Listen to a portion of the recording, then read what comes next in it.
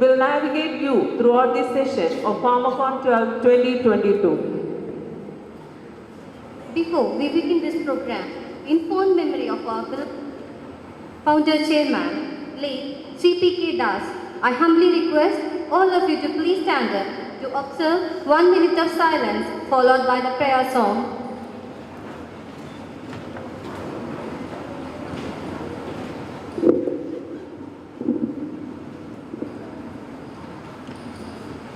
ലോകം മുഴുവൻ സുഖം പകരാനായി സ്നേഹദീപമേ മിഴി തുറക്കൂ കദന നിവാരണ കനിവിന്നുറവേ കാട്ടിൻ നടുവിൽ വഴി തെളിക്കൂ ലോകം മുഴുവൻ സുഖം പകരാനായി സ്നേഹദീപമേ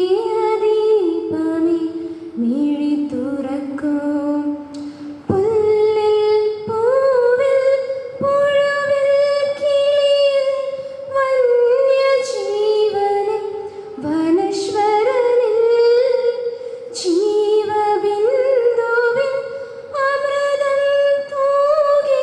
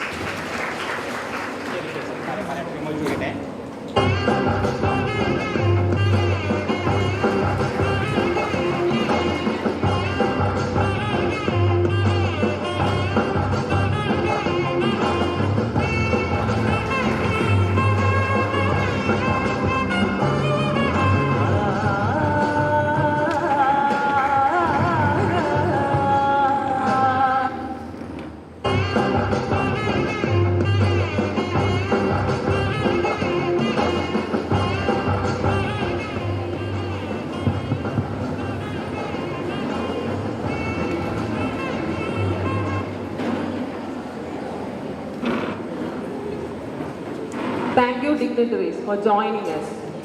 The Nehru Group of Institutions is a conglomeration of 23 institutions with 50 years of experience in the field of education. Starting from the scratch in 1968, our founder chairman, late Sri P.K. Das, spent each ounce of his energy and sweat to establish prestigious educational institutions in Tamil Nadu and Kerala. The Nehru College of Pharmacy was established in the year 2003, and it is a 20-year-old seasonal institution with a green zone campus, and is one of the premier centers of excellence under NGI, offering various programs D.Pharm, B.Pharm, M.Pharm, PharmD and PhD, with excellent coaching and helping candidates to pursue successful future in pharmacy. The Nehru College of Pharmacy has successfully completed 2 days organizing a 2-day national level conference on nanotechnology in drug delivery systems, a current scenario and future scope. With great pleasure, I welcome Professor Dr. D. Vijay Kumar, Principal and Chair, Nehru College of Pharmacy, for delivering the welcome address. Sir, please.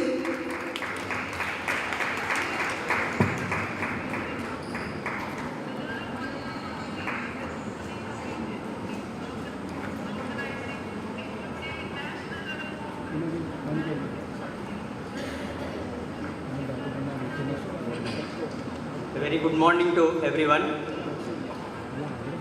College of Pharmacy, the organizing secretaries Dr. Senthil Kumar and Sri Prema, all the heads of various departments of Nehru College of Pharmacy, faculty members, the delegates, the faculty members from the other most respected chairman and managing trustee of Nehru Group of Institutions, Advocate Dr. P. Krishnadas, on behalf of the organizing team, I welcome you, sir.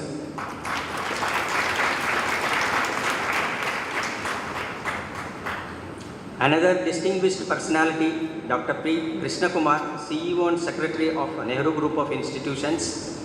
In his absentia, I welcome you, sir.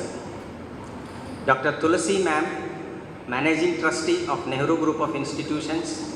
In her absentia, welcome you, ma'am. Our most respected and very active person, Dr. Radhakrishnan sir, Advisor for Nehru Group of Institutions. On behalf of the organizing team, I welcome you, sir. Sir will be joining shortly. Moving on, today's chief guest, Dr. Gopalan. He is the Principal and Academic Registrar.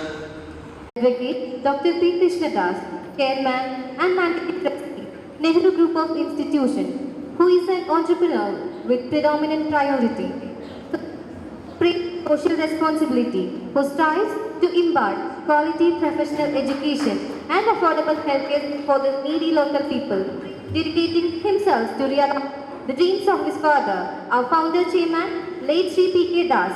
He is the actor to execute our very motto, true citizens. Sir, we welcome you for the presidential address.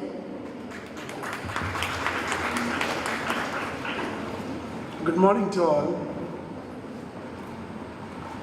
Most respected Principal Sri Kumar of Nehru College of Pharmacy, our beloved distinguished chief guest of the day, Dr. V. Gopal from Pondicherry, respected guest of honor and the resource person, Dr. P. Selvamani, Professor, Department of Pharmaceutical Technology, EIT Campus, Anna University. Respected Dr. Srinivas Muthali, Professor and Head Department of Pharmaceutics, Manipal College of Pharmaceutical Sciences. Respected Sapna Madam, Dean, Nehru College of Pharmacy. Other distinguished senior professors on the dais, off the dais, other eminent personalities, and invited people and the participants of this two-day Pharmacon 12 National Conference of Nanotechnology in Drug Delivery System, a current scenario and future scope. We are going to discuss a very vibrant and most important topic of the day. Before going into detail, let me ask you, how many of you are from other colleges? Can you raise your hands? Good. Thank you, it's a great participation. And it's really appreciable for all the colleges and other organizations, those who have nominated their representatives for this national conference. And this topic is very, very vibrant and it's very useful in the future drug delivery system. I am not a pharmaceutical person, I am not a pharmacy person, I am an administrator rather than comparing to any other area. So the people sitting on the dais will be explaining more into that.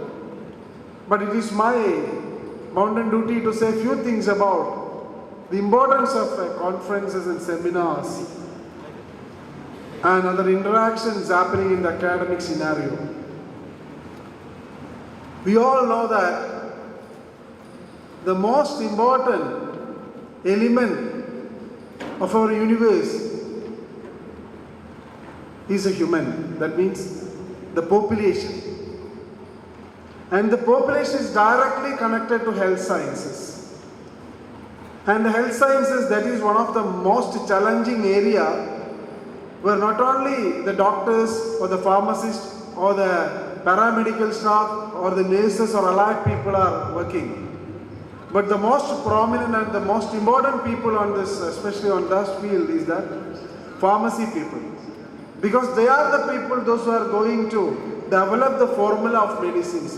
They are the people, those who are into research for finding new molecules and new other nano-based medicines to the people. Especially, you know, right now while traveling in the car, I am discussing with your dean regarding the importance of this nanotechnology.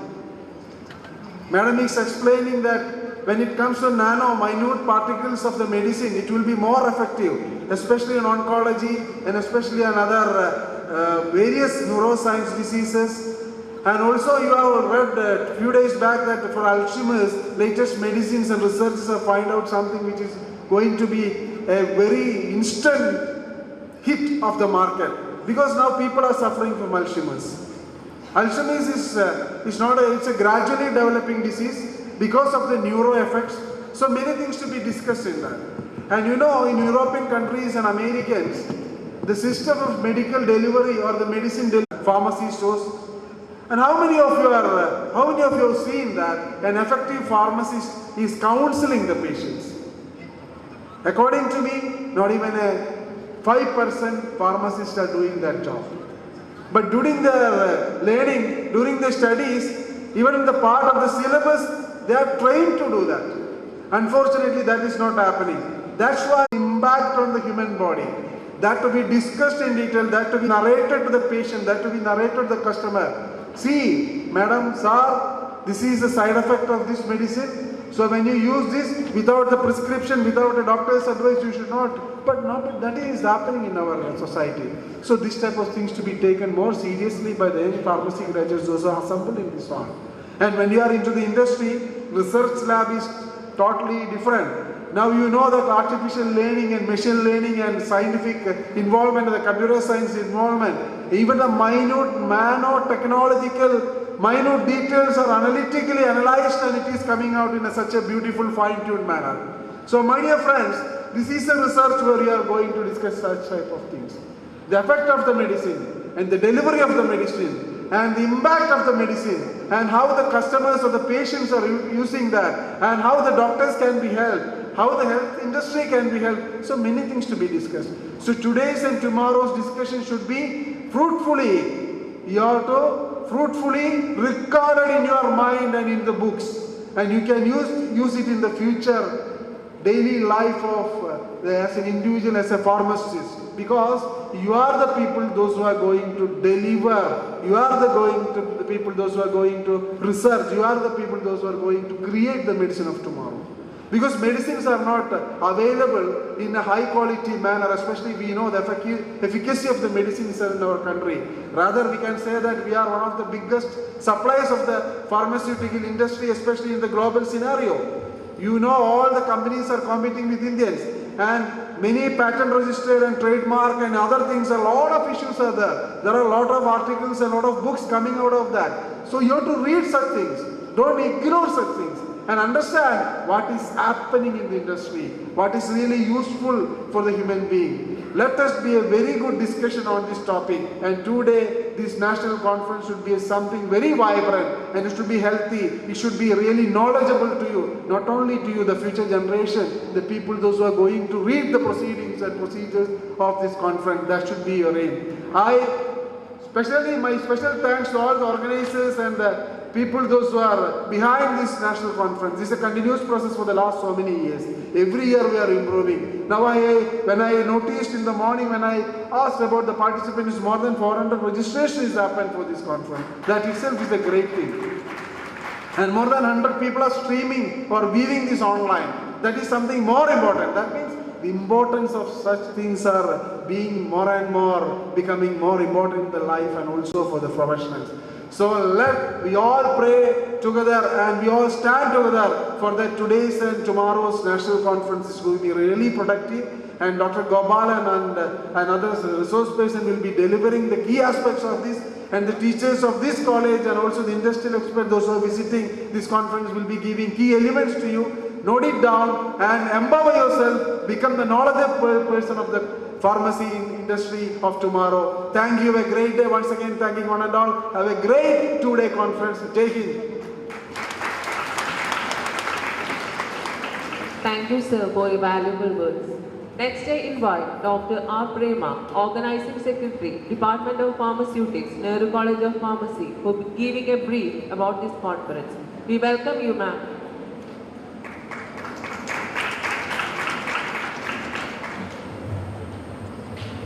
Good morning to one and all. Today we gathered here to celebrate 2 days national level conference on nanotechnology. First of all, on behalf of my 20-year-old seasonal institution, Nehru College of Pharmacy, under Nehru Group of Institutions, and on part of the Department of Pharmaceutics, please allow me to express my most sincere thankfulness to you for taking out your valuable time to show up at our conference on today.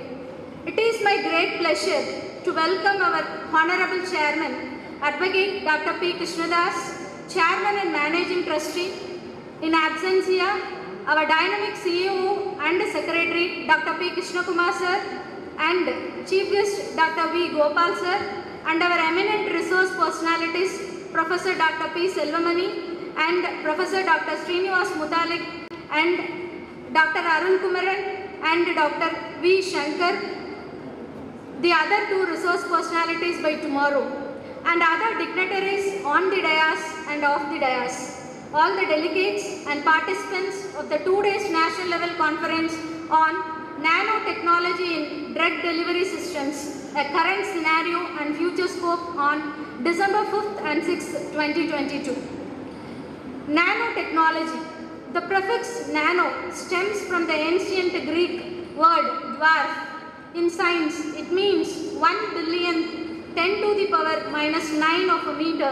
That means 1 nanometer is 40,000 times smaller than the thickness of a human hair. Therefore, nanotechnology is a manipulation of matter at the atomic and molecular scale to create materials with remarkably varied and new properties. Nanotechnology is a rapidly expanding area of research with enormous potential in many sectors, ranging from healthcare to construction, nanomagnetism to spintronics, optoelectronics to photonics, quantum optics to quantum computation, microbiology to medicine, food processing to food, functional food development, detection of food pathogens to food safety, etc. Everyone encounters nanotechnology in a range of daily consumer products. For example, antimicrobial properties of silver nanoparticles which are used in hand washes, bandages, socks, etc. The ability to manipulate structures and properties at the nanoscale in medicine is like having a sub-microscopic lab bench on which one can handle cell components, viruses, or pieces of DNA using a range of tiny tools, robots, and tubes, thus revolutionizing drug delivery, gene therapy, diagnostics, and many more areas of research, development, and clinical application.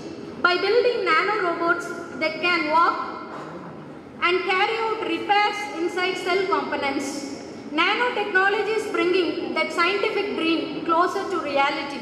Therefore, given the promise of nanotechnology, the scientific race is on to harness its potential and to profit from it. This conference is going to be a unique meeting encompassing almost all branches of nanoscience, such as pharmaceutical sciences and nanomedicines, nanobiotechnology and safety, energy and environment, nanoengineering, biomaterials, nanometrology, carbon nanotechnology, nanophotonics, and wet nanotechnology, vaccines and medicines for coronavirus.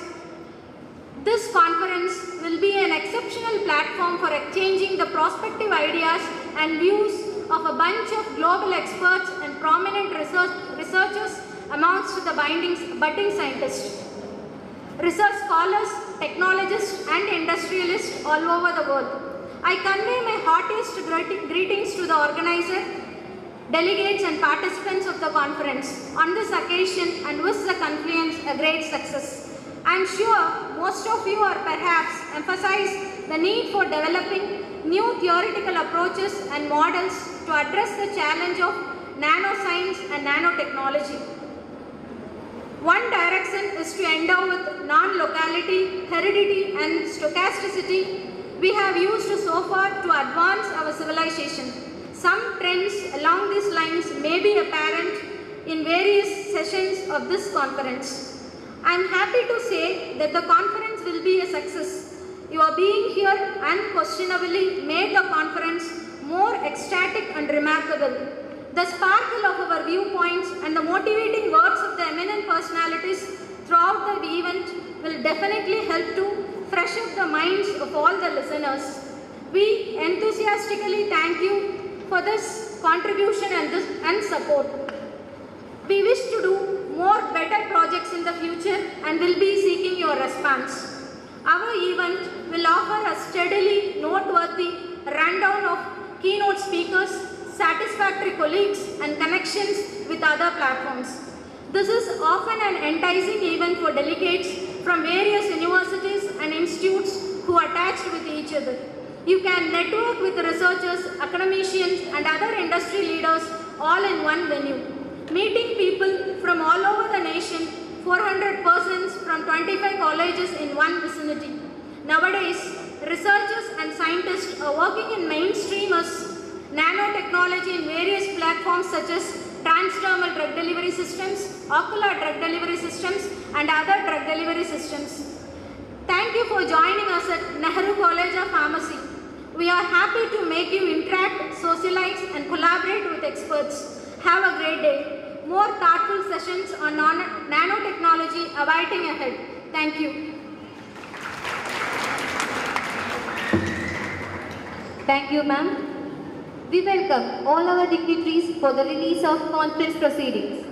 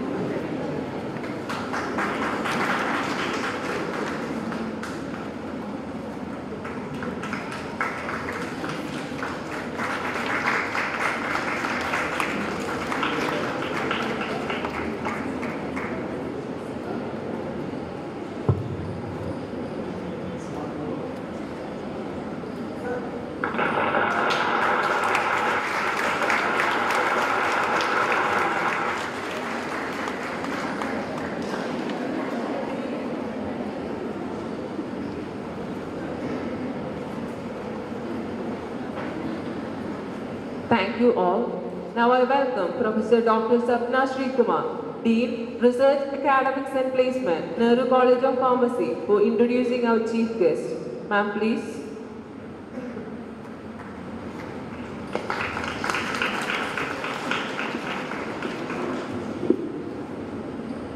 Respected Chairman and Managing Trustee, Dr. P. Krishnadas Sir, respected Chief Guest of today's function, Dr. V. Gopal Sir, respected eminent resource persons, Principal, Vice Principal, Administrative Manager, Academic Advisor, all the faculty members, the participants, delegates and dear students.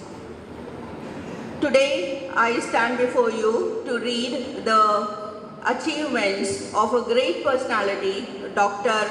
V. Gopal, who we can fondly say is the Abdul Kalam of pharmacy education. Professor Dr. V. Gopal, M.Pharm, MBA, Education Management, PGDCA, PhD, is the Registrar Academics and Principal of Mother Teresa PG and R Research Institute of Health Sciences, Government of Puducherry Institute in Puducherry. Sir is a very eminent principal and well known for various researches, papers, his orientation skill, etc. Sir has completed his B.Pharm in the year 1990 from Government College of Pharmacy, Bangalore, M.Pharm in LM College of Pharmacy, Ahmedabad, PhD in 1996 from Gujarat University, Ahmedabad, MBA in 2008 from Alagappa University, Tamil Nadu, PGDCA in 2017 from Alagappa University, Tamil Nadu. Sir has got a lot of awards, and I would just point out a few because he has got totally 23 eminent awards. The most important ones I would like to read out. He has got the Best Academic Administrator Award in 2021 in the 54th Annual Award of IIPA. He has got the Best Scientific Speaker of the Year Award in 2021. The Association of Pharmaceutical Professionals Eminent Teachers Award was given to Dr. V. Gopal in the year 2020. He got the Outstanding Community Service Award in 2019, Achievement Award for Excellence in Pharmacy Education, Anna Teresa Award in 2017, the National Best Teacher Award in 2017, Teachers Award in 2012, and many, many more. He has also been awarded the Siddhanta Ratnam Award of Teachers. Among a lot of professional achievements, I would like to point out the most important ones. He is the ex-chairman of the Education Regulations Committee and Central Council, ex-member, Pharmacy Council of India for a complete 17 years. He is the ex-member of Ethics Committee, convener of ER 2020 of the Pharmacy Council of India. He is the ex-member of All India Board of Pharmaceutical Educations, All India Council of Technical Education, AICT New Delhi, for 4 consecutive and continuous terms. He is a very important NBA Margadarshak and expert committee member of AICT for approval of UG and PG courses in pharmacy. He is also the ex-member of AICT Southern Region Committee. He is an expert member for approval process of inspections of AICT, NBA and PCI. He is elected as the member of the National Management Body of Indian Red Cross Society and has been nominated as the member of the Disaster Management Committee and Medical Maternity and Child Welfare Committee of IRCS for continuous 5 years from 2013 to 2017. He is nominated by the Government of India as member of the Siddha Pharmaceutical Committee and the member of the Siddha Advisory Board. He is nominated also by the Government of Puducherry as the Vice President of the Management Committee of the Indian Red Cross Puducherry branch. To name out the most important achievements in academic activities, Sir has guided 27 PhD scholars and presently he is guiding 8 more students. He has 30 years of teaching and still handling classes from D.Pharm to PhD. He has educated 173 PhD theses from 21 universities. Please applaud, sir. 21 universities. He has guided 34 M.Pharm students. He is the chairman of Board of Studies for Pharmacy and member of the UG and PG Interim School Board of Medicine and member of Affiliations Committee of Pondicherry University. He has been the member of Board of Studies for various universities like Jawaharlal Nehru, Technical University, Anantapur, Board of Studies of Nursing College and University of Pondicherry, member of the Satyabhama Institute of Science and Technology, Deemed University, Chennai. He has published 184 papers, out of which 64 papers have been in Scopus Index journals. He has given 270 guest lectures, and in part of research also, there is no backstanding. He has 3 research projects from the Department of Science and Technology, Government of Puducherry. He has published 2 books, and has got 3 patents. He has organized 18 national conferences. Sir has been invited and has visited a lot of countries, mainly to speak of Australia, Abu Dhabi, Dubai, Malaysia and Singapore. So today, having such an eminent personality to be the chief guest of Nehru College of Pharmacy is an honor for the college and for Kerala as such. Thank you so much.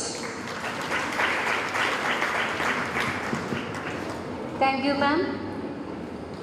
Next, I invite Dr. V. Gopal, Principal and Academic Registrar, Mother Teresa Postgraduate and Research Institute of Health Sciences, Pondicherry, to share his views and to motivate our delegates. Sir, please.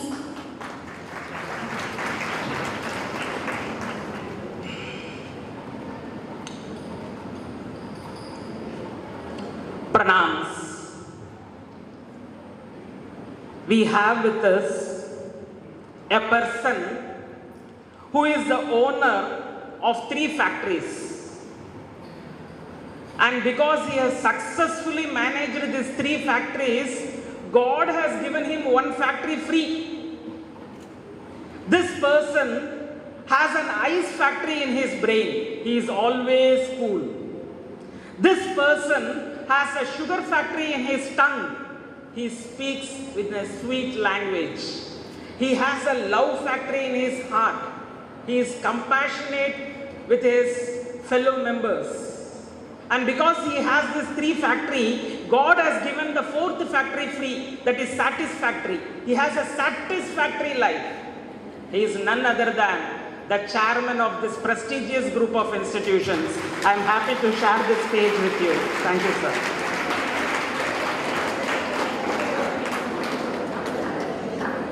There was a discussion between the hammer and the key. The hammer told to the key, we both are capable of opening any lock. But I, the hammer, I will have to hit and break open a lock. But you, the key, you are able to do it very easily. How is that? The key replied, you, the hammer, you are hitting on the head. That is why it is very difficult. I, the key, I am touching the heart. That is why it is very easy. In 4 months, a person who has touched the hearts of almost everybody here is none other than the chair and principal of this prestigious institution. Thank you very much, sir, and congratulations on organizing this beautiful conference.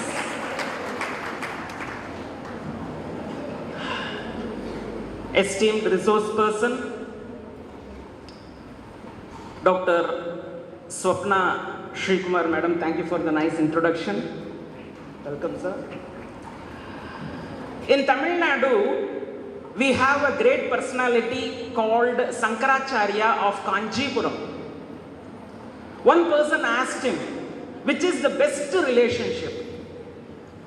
He immediately replied, the relationship between the hand and the eye is the best relationship. They did not understand. They asked how? If the hand is hurt, the eye will cry. If the eye is crying, the hand will wipe. So this is the best relationship.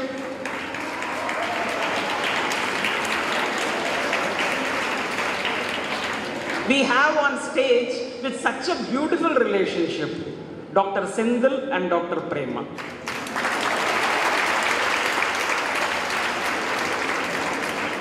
I congratulate them and the head of the Department of Pharmaceutics for this beautiful organization of this Pharmacon for the 12th year in succession. This number 12 is very great. In a year, we have 12 months. Jesus Christ had 12 disciples. For day and night, there are 12 hours. A dozen means 12. Feet means 12. Zodiac signs are 12. And our heart is protected by 12 ribs. So this 12th Pharmacon is very, very important. Why is it important? I will explain to you later.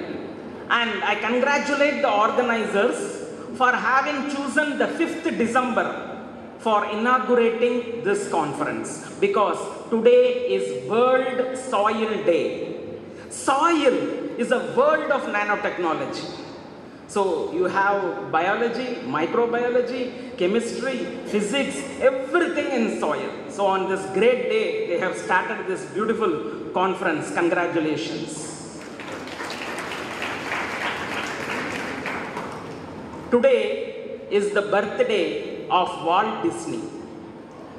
When Walt Disney was a failure, when he did not have money to even feed himself, he was sitting in his home and then he saw rats running here and there. He was in a very bad shape. He was depressed. He was hungry. But on seeing the rats running here and there, he immediately started laughing. So he thought, I am in such a bad mood, but on seeing the rats, I am able to laugh. So why don't I make everybody laugh? So he designed Mickey Mouse. And from there onwards, it was full success for him. So on the birthday of Walt Disney, we need to think differently. And one field that will make you think differently is nanotechnology. I once again congratulate the organizers for having selected this December 5th, the birthday of Walt Disney. See, if we go through history, all education institutions, civilizations, they were born on the banks of great river. Great personalities lived on hilltops. So nature has blessed Nehru College of Pharmacy with both. You are on the banks of Bharatapuzha and you are on the top of a hill, that is Vilvadri. So nature has blessed this Nehru College of Pharmacy to be the topmost and the leading and a model institution for others to follow. Nanotechnology is new, but for India, it is 12,000 years old. We have a great personality called Charaka Samhita, where he describes how to make nano drug delivery system in the name of Basma. Basmas today are nanoparticles proved and appreciated by science. Charaka describes nanoparticles with the help of the fingernail. That is why we give more importance to fingernail. We are not supposed to bite it with the help of our teeth. We are not supposed to meddle with it in the night. He says, one fingernail grows 1 nanometer per second, and the same has been accepted by science.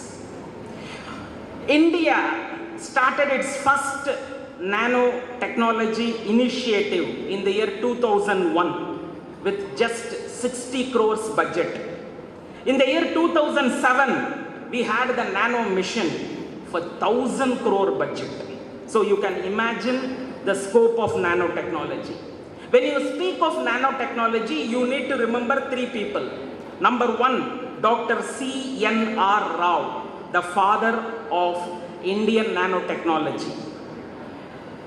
When people asked him, sir, you have 1,774 publications. You have written 54 books. How was it possible? Can you give the secret of your success?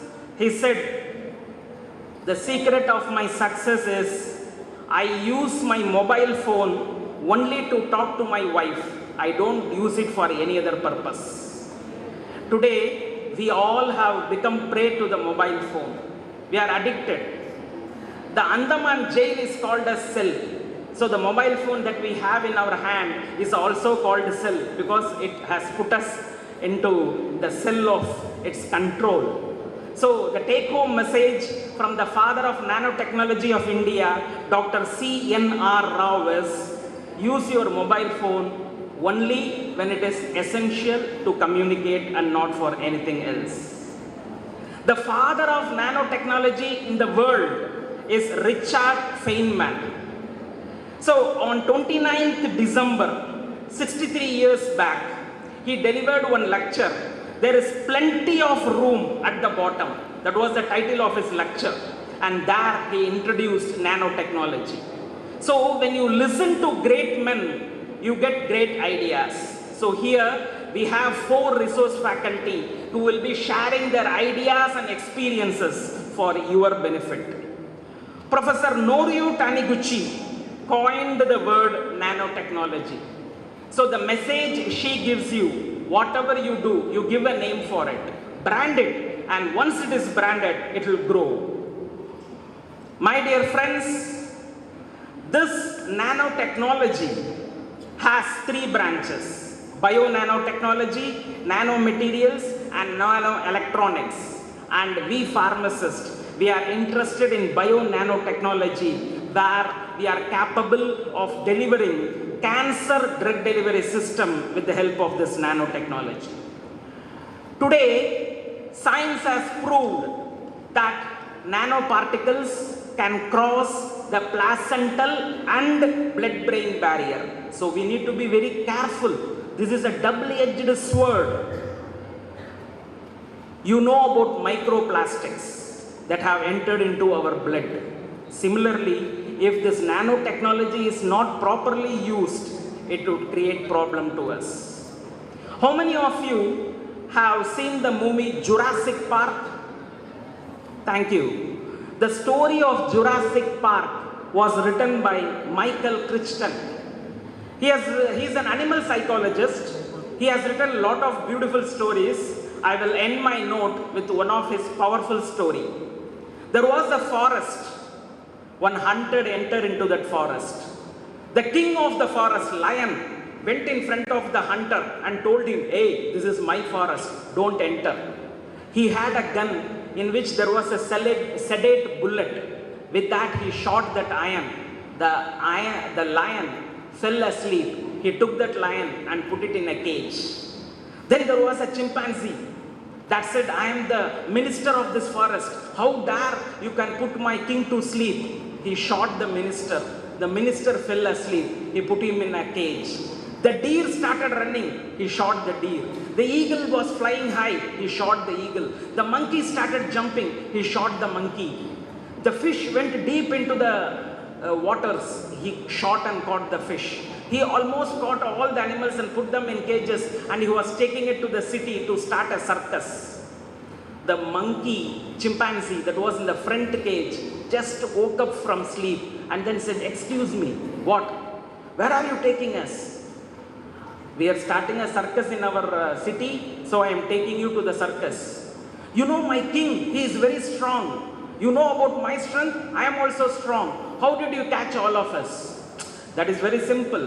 In my town, we have a college where they are offering a course called BSc Hunting Technology. I am a gold medalist. That is why I am able to catch all of you. Then the monkey said, "Then please think it over. We are from forest.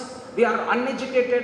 We have never gone to any school. We have never gone to any college. You are a gold medalist in hunting technology, but we are uneducated. How can an educated fight with an uneducated? Please release all of us. We will all go back to the forest. We will start one college. We will give one course called BSc Hunting Escaping Technology. We will also study. We will get gold medal, and then we will write a letter to you. You come. At the time we will fight. If you catch us, we surrender." He said, "That is a good idea." He stopped the convoy. He released all the animals and told them, "See, BSc Hunting Technology is a 4-year course. I want you to start BSc Hunting Escaping Technology. After 4 years, I will come back for hunting. If I catch you, you are caught forever." "Oh, yes, we all agree." Then the chimpanzee woke up all the animals. "Hey, get up, get up, get up. You know that fellow? He is a gold medalist in hunting technology. That is why he caught us. Now we have to start one course, and that course should be called Hunting Escaping Technology. For that we need a government order." The lion woke up and said, "I give you GO, you start a college." Then we need a board of studies, whom to keep? They kept deer as the chairman of board of studies. Now you frame the syllabus.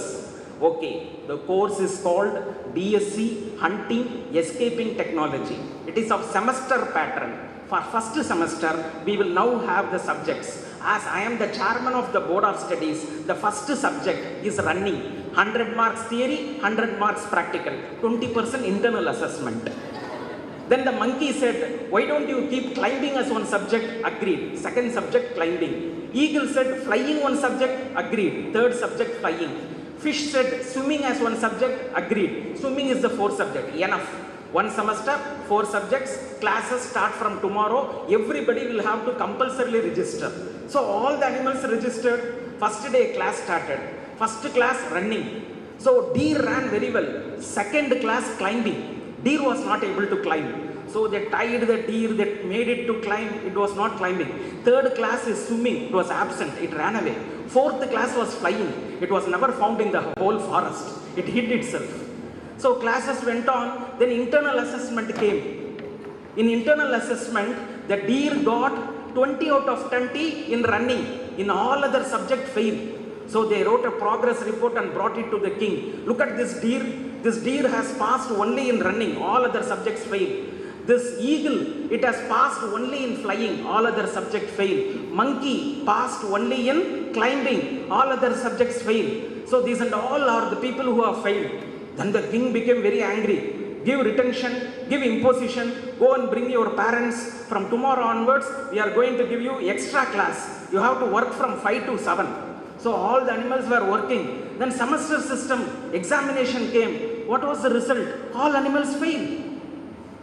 Then they didn't understand, what is this? Everybody is failing, how to do it? There was one owl. That owl said, you idiots, idiots. Who is that calling us idiots? I am the owl. Why do you call us idiots? See, that system will not work for us. It called the deer. Why do you run? I am running for grass. From tomorrow, don't run for grass. Run as if running is your passion. Love running. Practice running. You should every day run better than yourself as you ran yesterday. So you are your competitor. Practice only running for 6 months. It called the eagle. What do you do? I fly. Why do you fly? I fly for food. Don't fly for food. Fly as if flying is your passion. Love flying. Enjoy flying. Practice flying. Similarly, it asks the fish to practice swimming. It asks the monkey to practice climbing. All animals, what is your strength? Practice and focus only on your strength. Only for 6 months. All the animals practiced what was their strength for 6 months, and at the end of 6 months they wrote a letter to the hunter. We are now ready, come. The hunter came. The lion stood in front of him. He was supposed to take his gun, but the lion gave him one slap. He fell unconscious. It tied him in a cage and put him on the top of a tree. That fellow was very much taken back. In 1 year, how did you get this? He said, see, our system of education is nature. We have a strength. We concentrate on our strength. We know our weakness. We reduce the strength of our weakness. With the help of our strength, we find out our opportunity. And whatever challenges, we convert them also into opportunity. So this is our system, and this is the success system. Today, because of Lord Macaulay, we have been forced into an education system that has not been tested. Yesteryears, there used to be a Gurukula system where our strength was focused. Today, you have to read everything, but give place for your passion. In this big program, you get inspired by stalwarts on the dais. So get inspired. Find out your area of research. Have a passion for research. Be hungry for knowledge. Be thirsty for skills. And once you have a passion for research and learning, then sky is the limit. I once again congratulate the organizers for this wonderful organization. I congratulate the participants for your active involvement. And in the today and tomorrow, I wish you a very happy learning experience. God bless you. Thank you for the nice opportunity. Thank you one and all.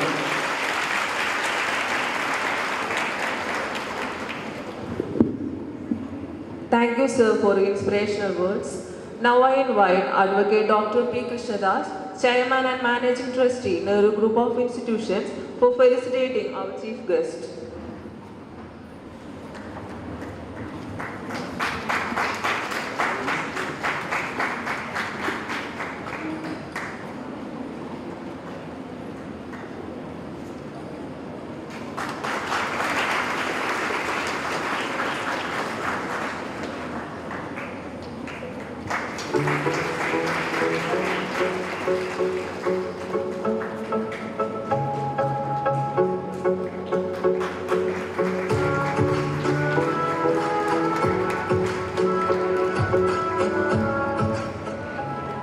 I invite our Honorable Chairman and our Chief Guest for the distribution of certificates to the state level winners, Bharatiya Shikshan Mandal Competition 2022, Government of India on Research Paper Writing. Our second prize winners, Ms. Megha M. Pillai, 4th semester B.Pharm.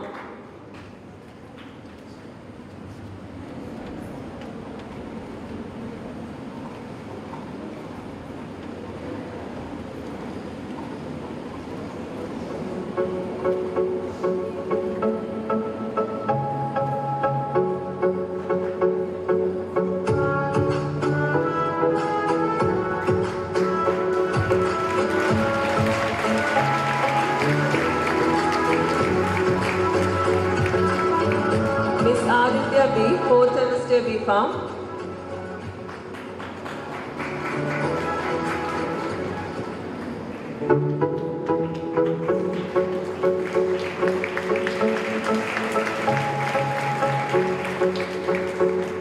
Ms. Hima Marin Shibu, 3rd year Pharm D.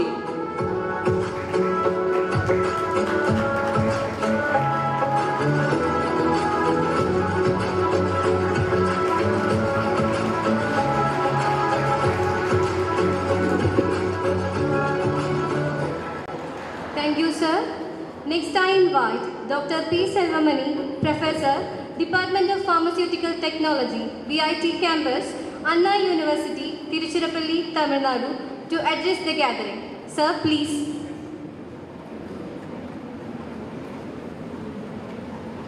Very good morning, one and all. Respected Chairman of this institution, Principal, Vice Principal, guests, faculty members, and my dear students.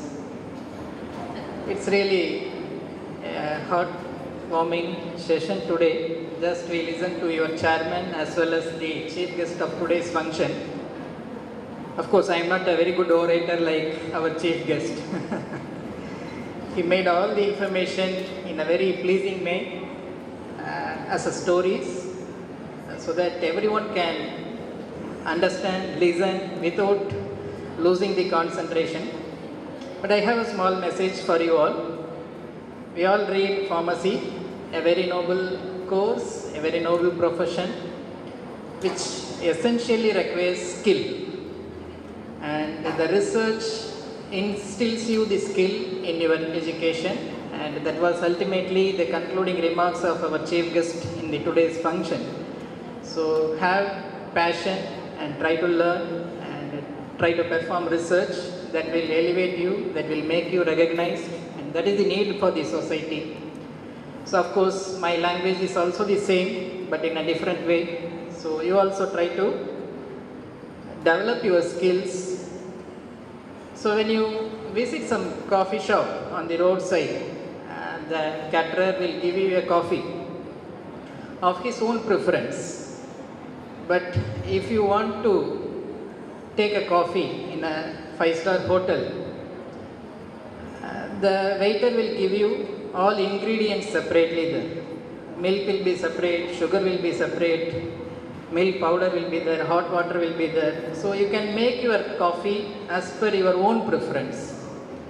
So there lies the skill. If you doesn't know how to make a coffee, then even after paying the bill in a 5-star hotel, that you may not be able to make your desired coffee at your own flavor, and you cannot enjoy that one. So life is also like that. So you have to gather skills for your profession, for your own life, for the society. And we read books. Books are all the history of subjects. And the current updates, the present day happenings can be updated through such events. And this conference on nanotechnology is, I hope, this will definitely enlighten you on recent happenings on nanotechnology. So please try to enjoy as well as enlighten yourself in this 2 days conference. And I need to thank the organizers who invited me for this event. And it was very nicely planned, a very good hospitality. and very good administrator and very good teachers are there, very good students are here. So definitely I hope this 2 days conference will be a grand success, and I hope still this edition continues in years together with a grand manner, and a good outcomes of this conference can be realized for the benefit of our own society and humankind. So I wish the conference grand success. I thank the management and all the organizers and Nehru Group of Institutions for giving me this opportunity. Thank you, one and all.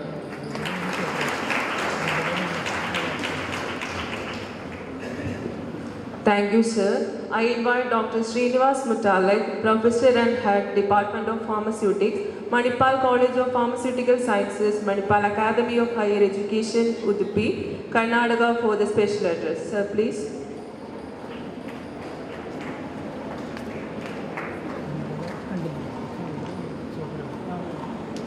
Respected dignitaries on the dais and dear friends, I have a great pleasure to be here for this conference. I thank the organizers for giving me the opportunity to be one of the resource persons. My voice has gone, I am trying to manage a little bit, so I want to secure my voice for the talk in the afternoon. So this conference has been witnessed with a huge number of participants and eminent research persons. And the event has poster presentation as well. So whenever we participate in the conferences in person, then the poster presentations, deliberations and person-to-person interactions, that will help to increase our knowledge, and besides by giving the confidence to know about the recent happenings in the research area. I am sure all the delegates will get benefited by this conference, and you will carry good memories at the end of these 2 days.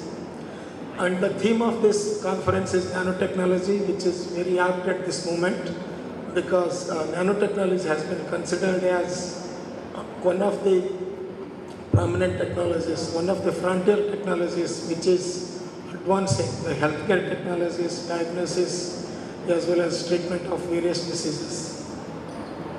So I thank once again the organizers for giving me the opportunity, and I wish all the best to all the delegates. Thank you very much.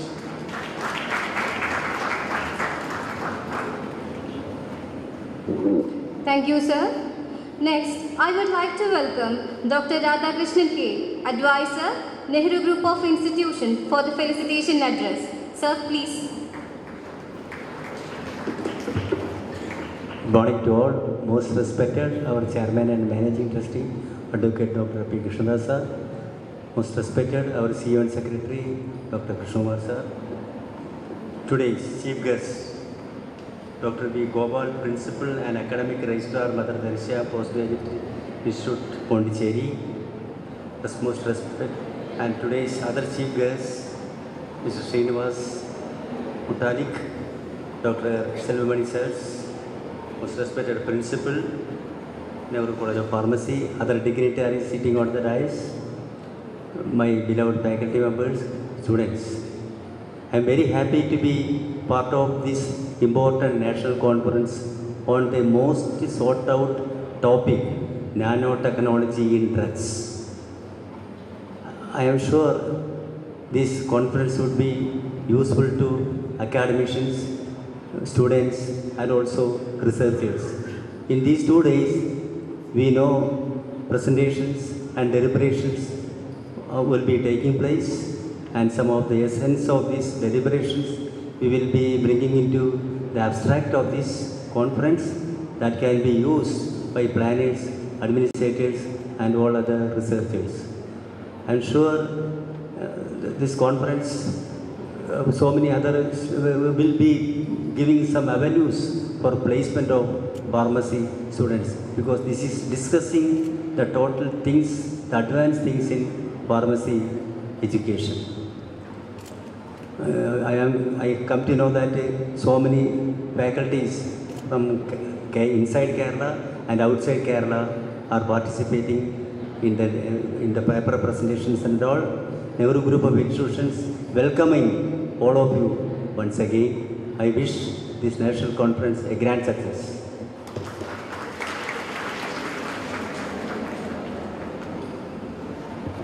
Thank you, sir. Next, I invite Mr. Srinivas M., Administrative Manager, Nehru College of Pharmacy, for the vote of thanks. Sir, please.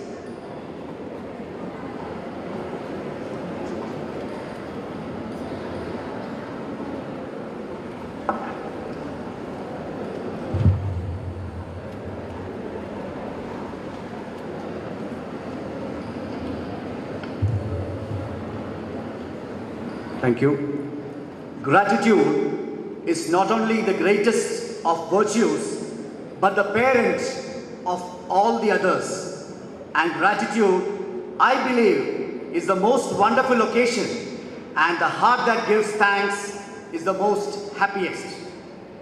Most respected and revered President of this occasion, Chairman and Managing Trustee of Nehru Group of Institutions, beloved Advocate Dr. P. Krishnadas sir, the distinguished Chief Guest of the day, Professor Dr. Gopal, the Honorable Principal, Professor D. Vijay Kumar, other distinguished guests on and off the dais, a humble namaste. Well begun is half done, and it is indeed a great occasion that Pharmacon 12, the true legacy of Nehru College of Pharmacy under Nehru Group of Institutions, which is the pioneering educational institution in the country. And today, we have assembled here for the two-day national conference on nanotechnology in drug delivery system, a current scenario and future scope ahead. Ladies and gentlemen, with a great ambitious aspirations for the future, it's indeed a proud privilege and great honor to propose the vote of thanks to such a vibrant and resourceful occasion. First and foremost, I take the humble privilege in thanking our charismatic leader of Nehru Group of Institutions, who leads NGI from the front, is none other than our beloved Chairman and Managing Trustee, Advocate Dr. P. Krishnadas sir. Sir is also the chief patron of this conference, and his constant support and motivation is the sole reason for holding such a promising conference, and he believes in research temperament in the college. Thank you, Honorable Sir, for presiding over the function and delivering the most prolific speech to the young delegates and researchers. Thank you, sir. We are indeed grateful to the most distinguished chief guest of the day, the great orator, the great motivator, the great academician, Professor Dr. Gopal sir, the distinguished chief guest, who is the principal and academic registrar of Mother Teresa Postgraduate and Research Institute of Health Sciences, Government of Pondicherry. When we approached the Honorable Sir, he was extremely happy and lovingly shared his experience with Nehru College of Pharmacy and his association with Pharmacon. Sir, your presence has added the light flavor and enthusiasm to this conference. Thank you, sir, for your gracious presence.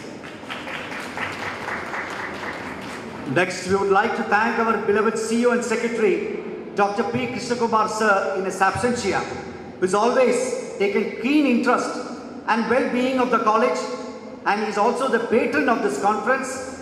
Though he could not make it to the conference due to his heavy official commitments, he has sent his love and affection for the conference. Thank you, CEO and Secretary sir, in absentia. We are indeed grateful to the revered principal of Nehru College of Pharmacy, Dr. D. Vijay Kumar, for his keen interest and continuous support throughout the arrangement of this conference, and also welcoming this august gathering. Thank you, Principal sir. This two-day national conference has great promises for the future and will be rightly taken forward by our prolific speakers and great resource personalities. We're indeed grateful to them for being part of this inaugural function and sharing their profound thoughts. we take this opportunity to offer our humble thanks to Professor Dr. P. Selvamani, Department of Pharmaceutical Technology, Bharathidasan Institute of Technology Campus, Anna University, Tiruchirappalli, for delivering the special address. Sir, your presence has been a true blend of technological innovation and pharmaceutical research. Thank you, Honorable Sir. We also thank Professor Dr. Srinivas Mutale, Professor and Head of Department Pharmaceutics, Manipal College of Pharmaceutical Sciences under the Manipal Academy of Higher Education. Thank you, sir, for your great presence. I take this opportunity to specially thank Dr. K. Radhakrishnan, sir, beloved advisor of Nehru Group of Institutions, who is the executive chair of this wonderful conference. Thank you, sir, for being here as part of this great conference. We thank and acknowledge the dynamic speakers who will be coming tomorrow, Professor Dr. K.S.G. Arul Kumar, sir, and Dr. V. Shankar, the Vice Principal from PSG College of Pharmacy, who will be delivering the sessions tomorrow. I also thank Professor Dr. Ambika Devi Amma, the Principal of Nehru College of Engineering and Research at Nehru College of Engineering and Technology, for her constant support. Also, Professor Dr. Sebastian, sir, Director, Nehru Academy of Law, for his presence. I take this opportunity to pronounce our heartfelt thanks to the national advisors of this conference. Special thanks to Dr. Swapna Srikumar, Dean, Nehru College of Pharmacy, for introducing the chief guests so wonderfully. Thank you, ma'am. We also thank Professor Dr. K.G. Prashant, the Vice Principal, for his constant support for this conference and also co-chairing this wonderful conference. I take this wonderful opportunity in thanking Professor Dr. R. Prema and Professor Dr. C. Senthil Kumar, Department of Pharmaceutics, who have meticulously and spontaneously organized this great conference. They have been constantly motivating the Department of Faculty members and taking this forward and taking this conference in the most vibrant manner. Thank you, Dr. R. Prema. Thank you, Dr. C. Senthil Kumar, for organizing the conference with a correct precision and clarity. Thank you. Special word of appreciation to Dr. N. Tamil Selvan, the head of the Department of Pharmaceutics, Nehru College of Pharmacy. Thank you, sir, for being here on this august occasion. I also thank the IPSC Director, Professor Dr. Sudhagar, for his support. Thank you, Dr. Sudhagar. We especially thank our beloved faculty members who have put their positive time and dedication into this conference, especially the Department of Pharmaceutics and the entire faculty fraternity and staff. A big round of applause to the Department of Pharmaceutics. The tireless efforts have started days before the conference, and the entire department and also the entire faculty fraternity and students of Nehru College of Pharmacy have come together in planning and executing this event. I think they need a special word of appreciation and thanks for meticulously convening this great conference. We have a great team of office staff, OS Usha Madam, Govindan, the IT civil staff, the civil staff who have taken all efforts and constant support of Nehru Group of Institutions staff, especially the HR team, the accounts team under Mr. Unnikishan, Deputy Financial Manager. We profusely thank the press and media who has been the constant inspiration and motivation for organizing this great program. Thank you, press members. We are extremely thankful to the wonderful turnout of participants. We thankfully acknowledge the presence of the vibrant participants of other pharmacy colleges. I am told that over 25 colleges are participating in this great conference. Let us give them a great round of applause.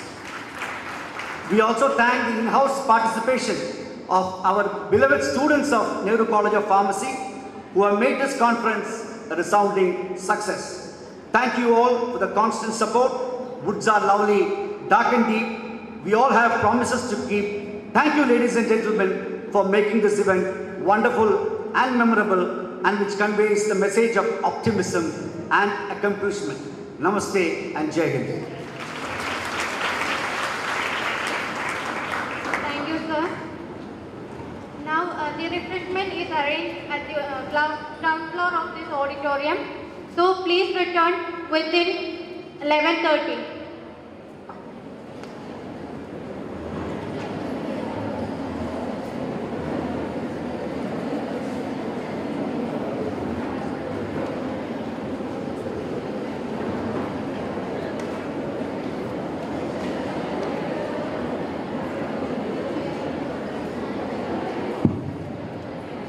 The refreshment for all the delegates is arranged at the ground floor of this auditorium. So please return within 11:30.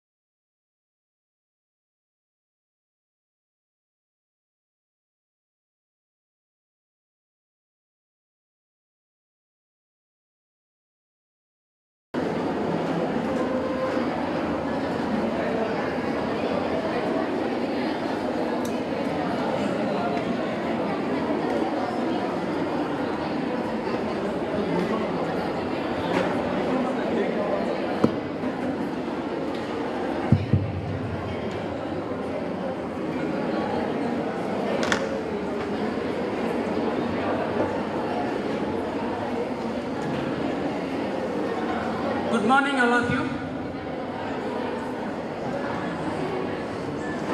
Thank you very much for giving the opportunities as a sharing the resource person. So now I am very happy to introduce about our eminent invited resource person, Dr. P. Selvamini. So normally I am very happy because Sir was my teacher and my guide and my role model in my life, throughout my life. And Dr. P. Selvamini sir, he is working as a professor in Department of Pharmaceutics Technology, Anna University, BIT campus, Tiruchirappalli, Tamil Nadu. So he has completed his PhD in pharmacy and MPharm in pharmaceutical chemistry at Jalapur University, Kolkata, West Bengal. He has completed a BPharm in Dr. Tamil Nadu MGR Medical University, Chennai, Tamil Nadu. He has done many administrative responsibility in his area, and I would like to inform very few things. He is a doctoral committee member for the PhD candidate at various universities. Member in Board of Studies for the B.Tech in Pharmaceutical Technology, Anna University, Chennai. Member of Board of Studies for the B.Tech in Pharmaceutical Engineering, Vinayaka Mission Research Foundation, Salem, Tamil Nadu. Member in the Doctoral Advisory Committee for the PhD candidate at JSS Academy of Higher Education and Research, Mysore. And also he is a coordinator, TechUp UGC Autonomous and MBA activity for the Anna University, BIT campus, Tiruchirappalli. NSS Program Officers, Anna University, BIT campus, Tiruchirappalli. And also Executive Committee member of the Center for Excellence in Nanobiotranslational Research, Anna University, BIT campus, Tiruchirappalli. And also scientist in charge Central Animal Facilities and member Institutional Animal Ethics Committee, Anna University, BIT campus, Tiruchirappalli. And also Doctor Committee member for the PhD candidate at Bharat University, Tiruchirappalli. Special Officer for Vice Chancellor Secretary, Anna University, Tiruchirappalli. Personal Secretary to Vice Chancellor, Anna University, Tiruchirappalli. And finally, Sir was the member in Board of Studies, M.Pharm courses and B.Tech Pharmaceutical Technology, Anna University, Tiruchirappalli. Sir was honored and received various awards. Tamil Nadu Young Scientist Fellowship for the year 2015 awarded by the Tamil Nadu State Council for Science and Technology. Young Investigator Award for the year 2015 in recognition of research accomplishment awarded by Association of Pharmacy Professionals, India. Active Research Award for the year 2013 in recognition of research accomplishment awarded by Pharmacy Professional, India. Active Research Award for the year 2013 in recognition of research accomplishment awarded by Center for Technology Development and Transfer, Anna University, Chennai. He has various examination position in research as examiner for the PhD thesis from Jadavpur University, Kolkata. Examiner for the PhD thesis from Manipal Institute of Higher Education, Manipal. Examiner for the M.Tech by research thesis from VIT, Vellore. Examiner for the conduct of public vice examination for the PhD from University of Calcutta. He has received various research grants from government bodies like DST SERV, so worth of around 22 lakhs. And also Sir has received a research grant from the government body UGC around 24 lakhs and rupees 5 lakhs 92 lakh 5.92 lakhs. Sir has received from the DST New Delhi. Received research seed grant rupees 50,000 from TechUp 2 and rupees 53 lakhs Sir has received from SERP from Government of India and 5 lakhs Sir has received from DST and also third from collaboration with Germany. And Sir has received 26 lakhs Fast Track Young Scientist Scheme by DST Government of India. And also Sir has received 57.62 lakhs from Department of Biotechnology, Government of India. And also Sir has received 600 lakhs, 6 crores scheme, National Facility Scheme by DST, Government of India. And 12 lakhs rupees Sir has received from DRDO, Ministry of Defence, Government of India. And Sir has received 10,000 from the Tamil Nadu State Council for Science and Technology, DPT Students Project Scheme, Government of India. And 5.85 lakhs Sir has received by UGC Major Reserve Project Scheme by UGC New Delhi. And 10.74 lakhs TNST, that is a Tamil Nadu State for Science and Technology, DST Joint Research Project Scheme, New Delhi. And also Sir has received 5,000 by Students Project Scheme Funding Agency, Tamil Nadu State Council for Science and Technology. And also Sir has received 2.19 lakhs scheme Science and Technology Project Scheme, Tamil Nadu State Council for Science and Technology, Chennai. Overall, Sir has received around 9 crores research grant from the government agency. And also he has received various conference grant from UGC New Delhi, DIT New Delhi, TINSCHE Chennai, CSER New Delhi, INSA New Delhi, DPT New Delhi, DRDO, BRNS New Delhi, CSER, DST, Center for International Affairs, Anna University Chennai, Mother Teresa Women's University Tamil Nadu, ICMR New Delhi, TechUp 2, GIAN New Delhi. So overall Sir has received a conference grant to conduct the conference. He has received more than 28 lakhs from the government bodies. And Sir has received various travel grant for the presentation to the various country from funding agency like CSER, Center for Cooperation in Science and Technology, among developing societies, DPT, Magnetic Microsphere Society. Overall travel grant for Sir has received in more than 4 lakhs. He has visited many research institutes for his research purpose in India and abroad. Yokohama University, Japan for 2 years, and Technische Universities from Germany for collaborative research under the DST TED for 1 year, NMR Research Center, Indian Institute of Science, Bangalore for 6 months, Department of Nuclear Medicine, Sanjay Gandhi Postgraduate Institutions for Medical Science for 6 months. For academic trips, sir has visited abroad like Denmark, Germany, Canada and France. He has published 5 textbooks in his academic career, including 2 books published by Elsevier. And also, sir has published 21 book chapters in various reputed publishers. Sir has published more than 110 research and review articles in national and international journals. Sir has developed 2 software for his research. One is prescription analyzer. So by using this analyzer, prescription evaluation software was developed to identify the possible drug interactions, and second software, graphical user interface for personalized medicine. It is under evaluations. He involved in many scientific sessions as a chair and presented invited resource person more than 50 numbers. He has attended more than 100 national conferences and 30 international conferences. Now I would like to invite our resource person, Dr. P. Selvamani, to deliver the topic on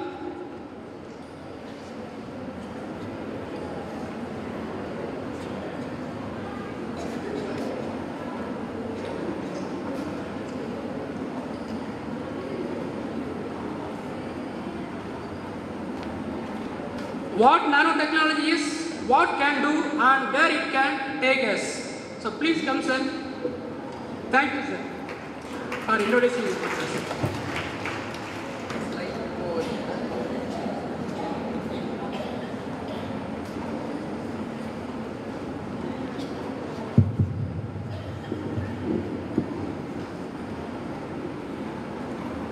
So thank you so much.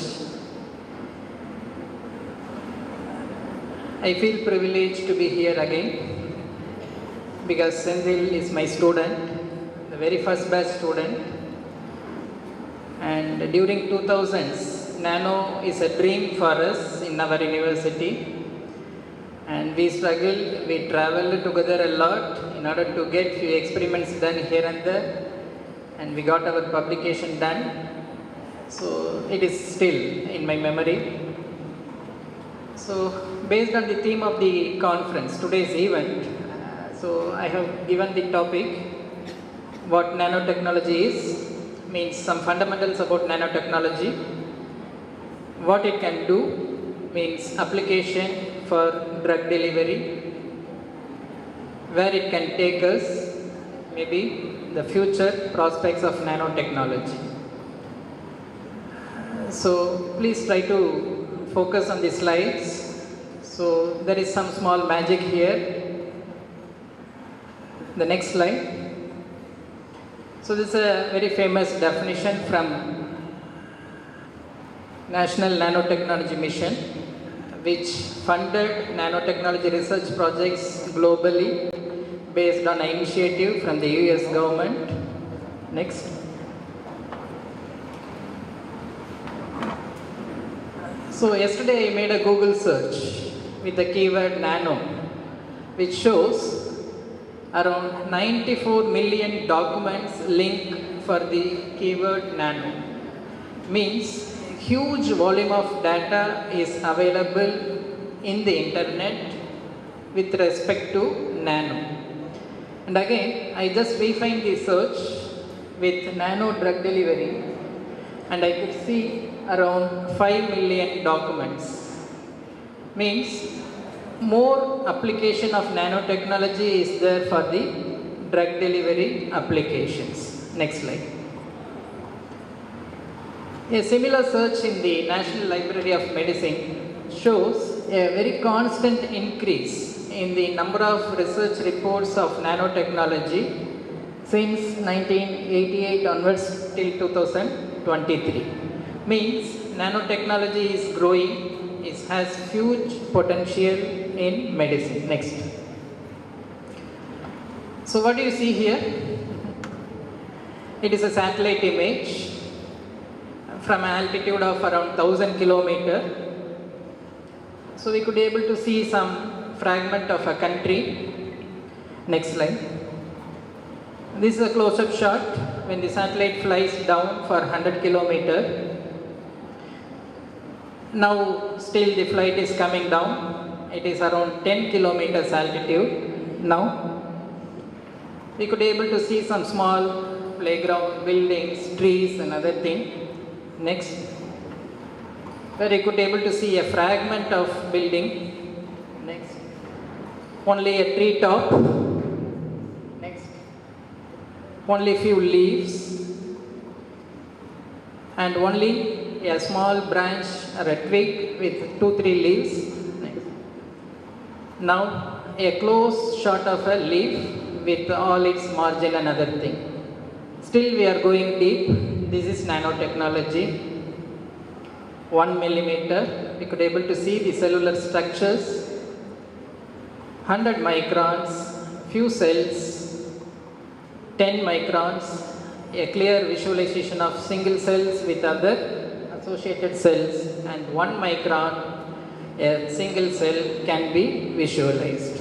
And nanotechnology is a technology still deep inside the cell where you could able to see some DNA structures, chromatin structures, all those things. So this is the depth of the subject where the dimension is very, very small, and when you manipulate materials and drugs at this dimension, then it is called as nanotechnology. So this is a fundamental definition of nanotechnology. So this is a very popular picture. In almost all lectures you could able to see from the Nano Mission website. So all nanoparticles are not artificial. There are natural nanomaterials also. So on the right hand side, all artificial substances, man-made nanomaterials are available, and on the left hand side you could able to see all natural nanomaterials. Okay, so coming to the second aspect of this lecture. So how you can get nanomaterials? So there are two approaches. One is a top-down approach, and the other one is bottom-up. A big material is broken into small fragments, very small fragments were constructed into big fragments. So both the things need to be maintained at a nano dimensions. So this is known as nanotechnology. So a lot of synthetic methods are available, maybe a chemical method, maybe biological, or maybe physical. So you can use various strategies to develop nanoparticles. And nanoparticles are of various types. It can be inorganic, polymeric, liposomes, dendrimers, nanotubes, nanocrystals, solid lipid nanoparticles, and so on. And it can have various shapes also. So based on the changes in the shape, the structure, the properties will change. Next. So it has dimensionality. So a particle can have 3 dimensions, and the particles can be restricted for 2 dimension and single dimension and 0 dimension. And 0 dimension particles were known as quantum dots. Next. So when you reduce the dimension, the density behavior of the particles will change. So on the left hand side you could be able to see the density of a bulk material. When you reduce the dimensionality, it forms a lines. So it is the quantum dot. So we can manipulate the properties hugely and accordingly. Next. So large surface to volume ratio is possible for nanomaterials. Unique light scattering property is there. It exhibits plasma resonance property. It has a very small scale, as like natural biological molecule that is available in almost all living systems. So therefore it has a unique property for all biological systems. Next. And this property is very important. It has a unique or a lowered phase transition temperature, and it has an increased mechanical strength and optical, electrical properties, magnetic properties. And in our lab we are exploring the magnetic properties for biological applications. Next. And based on the composition, the biological activity can also be modified. So the inner circle shows the composition of nanomaterials, and the outer description describes the property that which it can exhibit in biology. Next. So now, when you are reducing the size, the surface area is getting increased. Therefore, the reactivity of the molecule is also very, very high. So within a very small dose, we could be able to achieve a very high activity. Next. So you all know gold. These are all gold nanoparticles. Based on the size, gold exhibits different colors at different frequencies. So the left extreme is a prism at 100 nanometer dimension, which shows a red color, whereas the 40 nanometer spherical gold shows a gray color, and in between we could have a spectrum of colors. So it has a unique optical property. Next. And also the thermal property will also change. So when the size is getting reduced, the melting point is going to decrease. Next. And all these materials here, the pencil graphite, the diamond, the fullerenes, everything is nothing but carbon. Based on the hybridization, the carbon looks or it takes a different position. So the graphite is having a planar shape, and the diamond is having a cubic shape, and the fullerenes is having a cylindrical shape. It is just based on the hybridization, nothing but carbon. Next.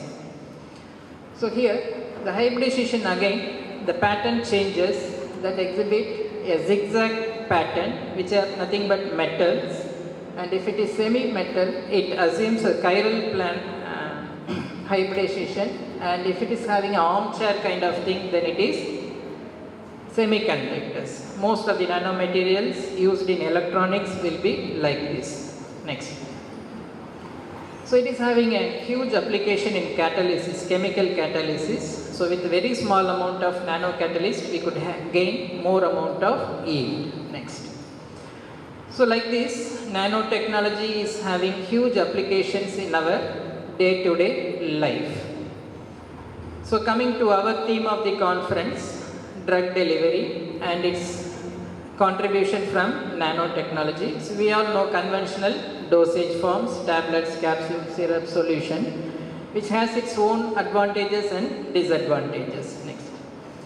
But novel drug delivery concept came, which is based on two aspects. One is sustained release, the other one is controlled release. Earlier case, or the conventional one, it is a burst release. Suddenly the drug will come and the concentration will rise, whereas in this case, the drug concentration will be gradually improved and it will be maintained. Next. So the plasma drug concentration levels and the deviations will be eliminated with the help of the sustained and controlled release dosage forms. And we try to establish zero order release in order to avoid fluctuations and to maintain within the therapeutic window. But this also has its own merits and demerits. A lot of fluctuation is possible, frequency reduction and convenience, compliance. These are all the merits of the modified or the novel drug delivery systems. But there is a very poor in vivo in vitro correlation and dose dumping is there. So these are all the disadvantages of the novel drug delivery system. So now the newer dimension of drug delivery systems can be classified into three. One is rate programmed drug release, activation modulated drug release and feedback modulated drug release. Rate programmed, it is the first generation. It is based on a membrane science. The drug will be released through a membrane at a controlled rate. And it is also based on the polymers that is being used, and it will be highly helpful in maintaining the drug concentration level in the plasma. A huge amount of increase in the patient compliance with the less adverse side effects are possible with this thing. So you could see the image. So the drug is stored in the reservoir. The red particles are the drug, and there is a membrane, that is the rate controlling surface that governs the release of drug so that constant levels were achieved. First generation. Next. And this can be classified on various types: membrane type, matrix type and reservoir type. Next. So So the second advancement of this novel drug delivery system is activation modulated, which is nothing but the second generation dosage forms. So here, a lot of methods of activation is possible, physical, chemical and biochemical. So when you manipulate these parameters, the drug will be released and it will be active. Next. So the best example is osmotic pumps. The osmotic pumps, again, push-pull tablets. Next. Coros soft capsules. Sandwiched osmotic tablets. Coros CT. So all these things are based on the osmotic pumps concept. This one, metered dose inhalers are mechanically activated drug delivery system. You have to do a mechanical function which will deliver the drug. The other one, magnetically activated system. You have to place an external magnet over a body in order to get the drug released from the dosage form. Next. So the other form is transdermal. So it's also considered a novel drug delivery system. Next. So here, membrane-based devices are there. Next. Monolithic patches. The drug is kept in the reservoir and it is gradually released. And the transdermal patches can be manipulated further with the help of electric current as well as ultrasound waves. So that is known as sonophorosis and iontophoresis. And this particular concept is relatively new, reverse iontophoresis. With the help of transdermal patches, you could able to measure the blood glucose level non-invasively. Usually we need a blood sample to analyze glucose, but here we can do non-invasively. Next. And this is another form of, the advanced form of sonophorosis called as phonophorosis, where your mobile phone will help you to release the drug based on commands. It will release the drug through a mechanism. So it is phonophorosis. Next. So here, with the help of mobile signals, the drug molecules permeating through the skin and helps you for the drug delivery. And this is one is known as electrophorosis. With the help of electrical signals, the cell membranes will be ruptured, the drug will be encapsulated and it will be resealed again, and the resealed cells will be delivered. So this is a novel dosage form design. So this is a device used for electroporation. This is a normal cell membrane and a cell membrane with pores and the resealed cell membrane. Next. So the next one is micro needles or microporation, where small needles were placed in the transdermal patch which will deliver the drug inside your body without pain. Next.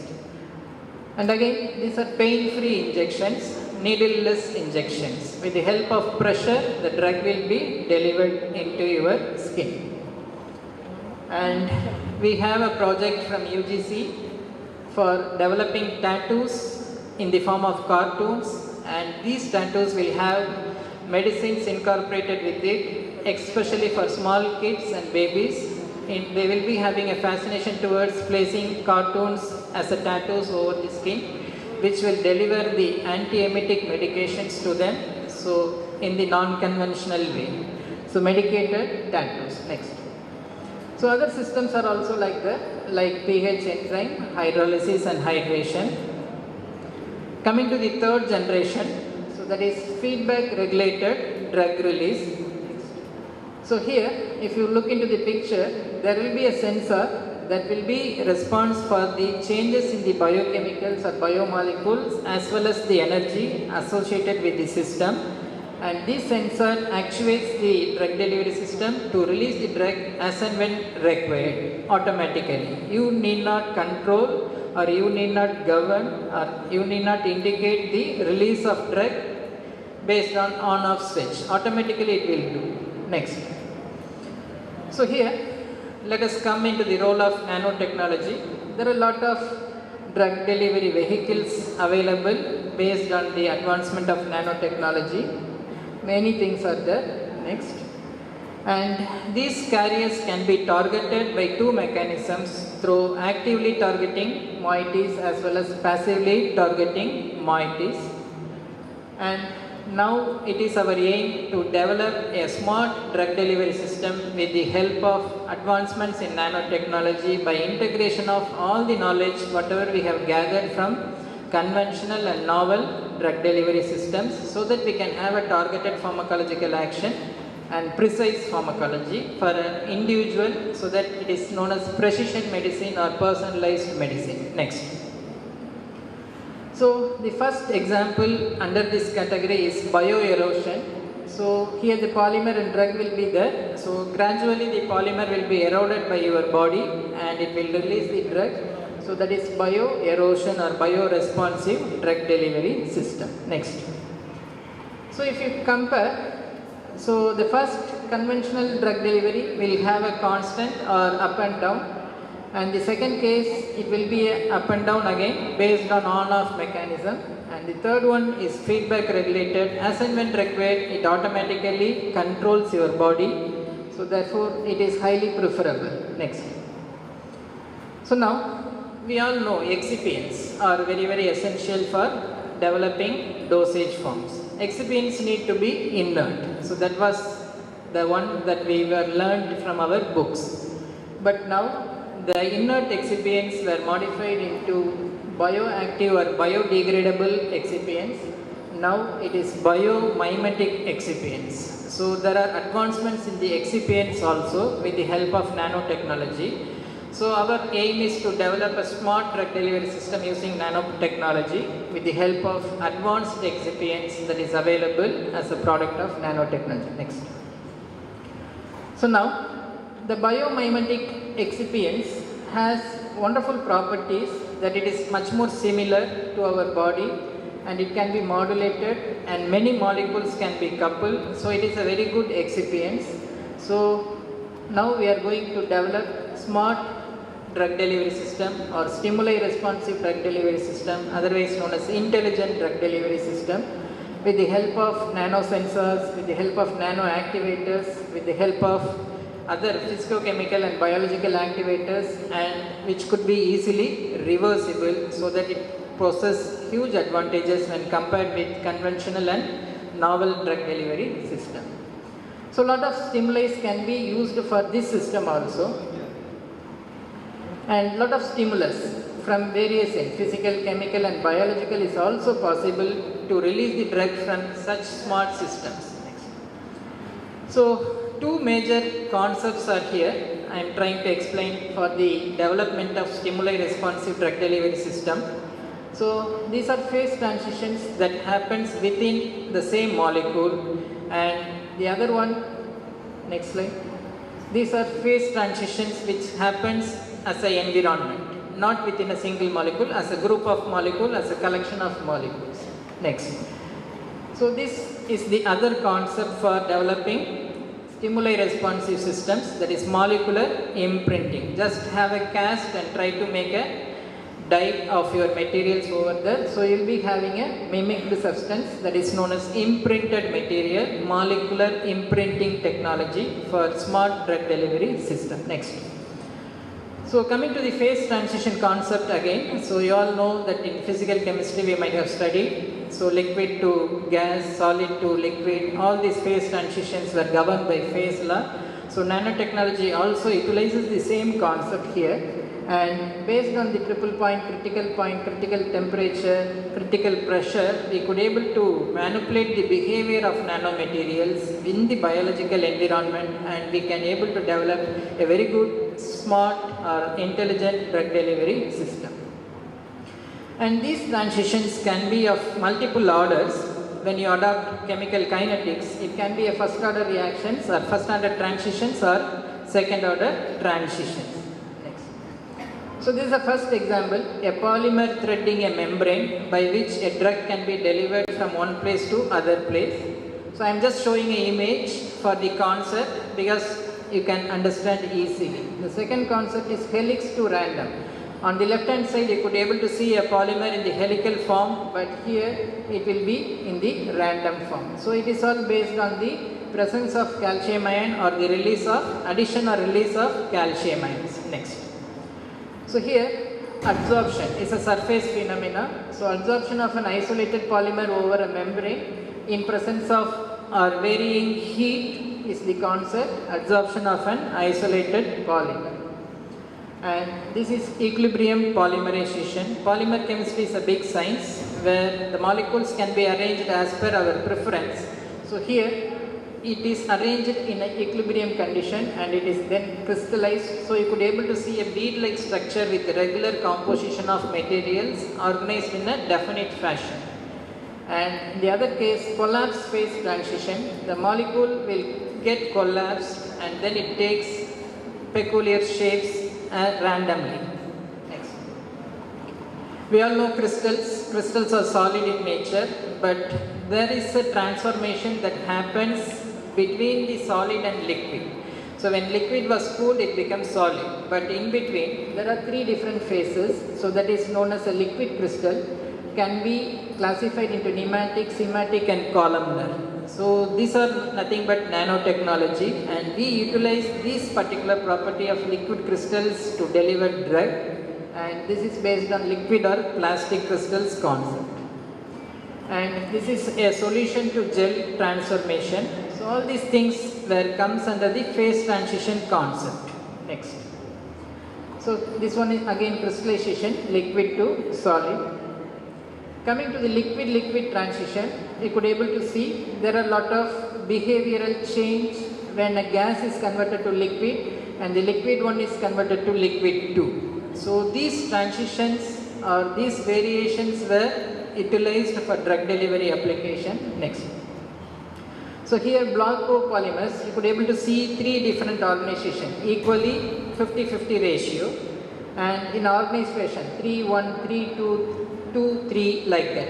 One side it is gradient, it is increasing, and the other end it is decreasing. And random copolymers.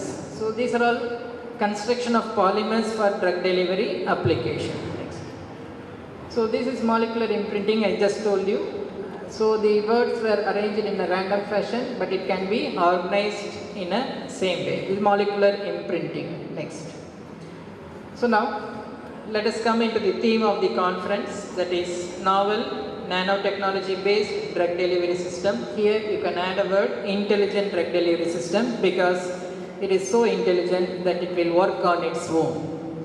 So there are various modules under this category. Number one is pH or ion responsive. So the changes of pH will be sensed by the nanomaterials, and the nanomaterials may be organic or inorganic or hybrid, and this change will help release the drug in the tumor microenvironment because tumor cells will have a different pH and the normal cells will have a different pH. So this simple strategy with the help of nanomaterials we could able to deliver drugs exclusively in the tumor cells, not in the normal cells. Next. So here the drug material is getting polarized in presence of the microenvironment. So there are proteins, STAT proteins. These STAT proteins are highly proton sensitive in nature that accumulates proton from the electron transfer chain that is happening in the tumor microenvironment, and that helps releasing the drug based on the ionization concept. So there are other polymers that are acid labile, so we could able to develop bonds by varying the pH. It can be cleaved and therefore the drug molecules can be released, so which is easily reported, and all those materials are nanomaterials, so we could use this one. And other case here, it is gas generation. The polymer and the drug doxorubicin is encapsulated in the form of a liposome, and this liposome, when it reaches the lysosome inside a cell, it has a peculiar biochemical reaction and it releases carbon dioxide there. Whenever carbon dioxide pressure is accumulated inside the liposome, it breaks the liposomal membrane and releases the drug. So the drug release is based on gas generation concept, which is exclusively happening within the tumor cellular environment. And these are molecules which acts as gates. So whenever there are some signals, it will open the door, and whenever the signals were not there in the vicinity, it closes the door, and the concept is known as molecular gates. And this particular example was reported in 2005 in response to insulin. So the drug material will be released as and when required with reference to changes in the pH. Next. So the next example is enzyme responsive. Next. So here the polymer and the drug were bound together on the left hand side, and there are enzymes that will cleave the polymeric chain and will release the drug fragments, or it will release the drug fragments in the second fashion. Next slide. And these are the 4 different possibilities, and the last one is known as molecular cages, where the drug molecules were put inside a cage of a matrix, and it will be released as and when required in presence of an enzyme. Next. So multiple mechanisms are also possible for this mechanism. So multifunctional enzyme responsive drug delivery mechanism. And this one, by a chemical reaction or a biochemical reaction, the system gets activated and the drugs get released. Next. So based on this concept, insulin delivery was realized in a recent journal, ACS Nano, reported in the year 2013. So based on the presence of glucose concentration, the insulin that is present inside the polymers can be released. Next. This one based on the microneedle concept, fast glucose responsive insulin delivery, very recent 2015. These microneedles are highly sensitive and it can release the insulin when there is a hypoxia, means when there is increase in the glucose concentration in the blood. Next. So this is a detailed diagram of the biochemistry behind that particular system. So this is a photo image of this microneedle insulin delivery patch. And the same concept can be used for release of antibiotics also. Next one, biochemical.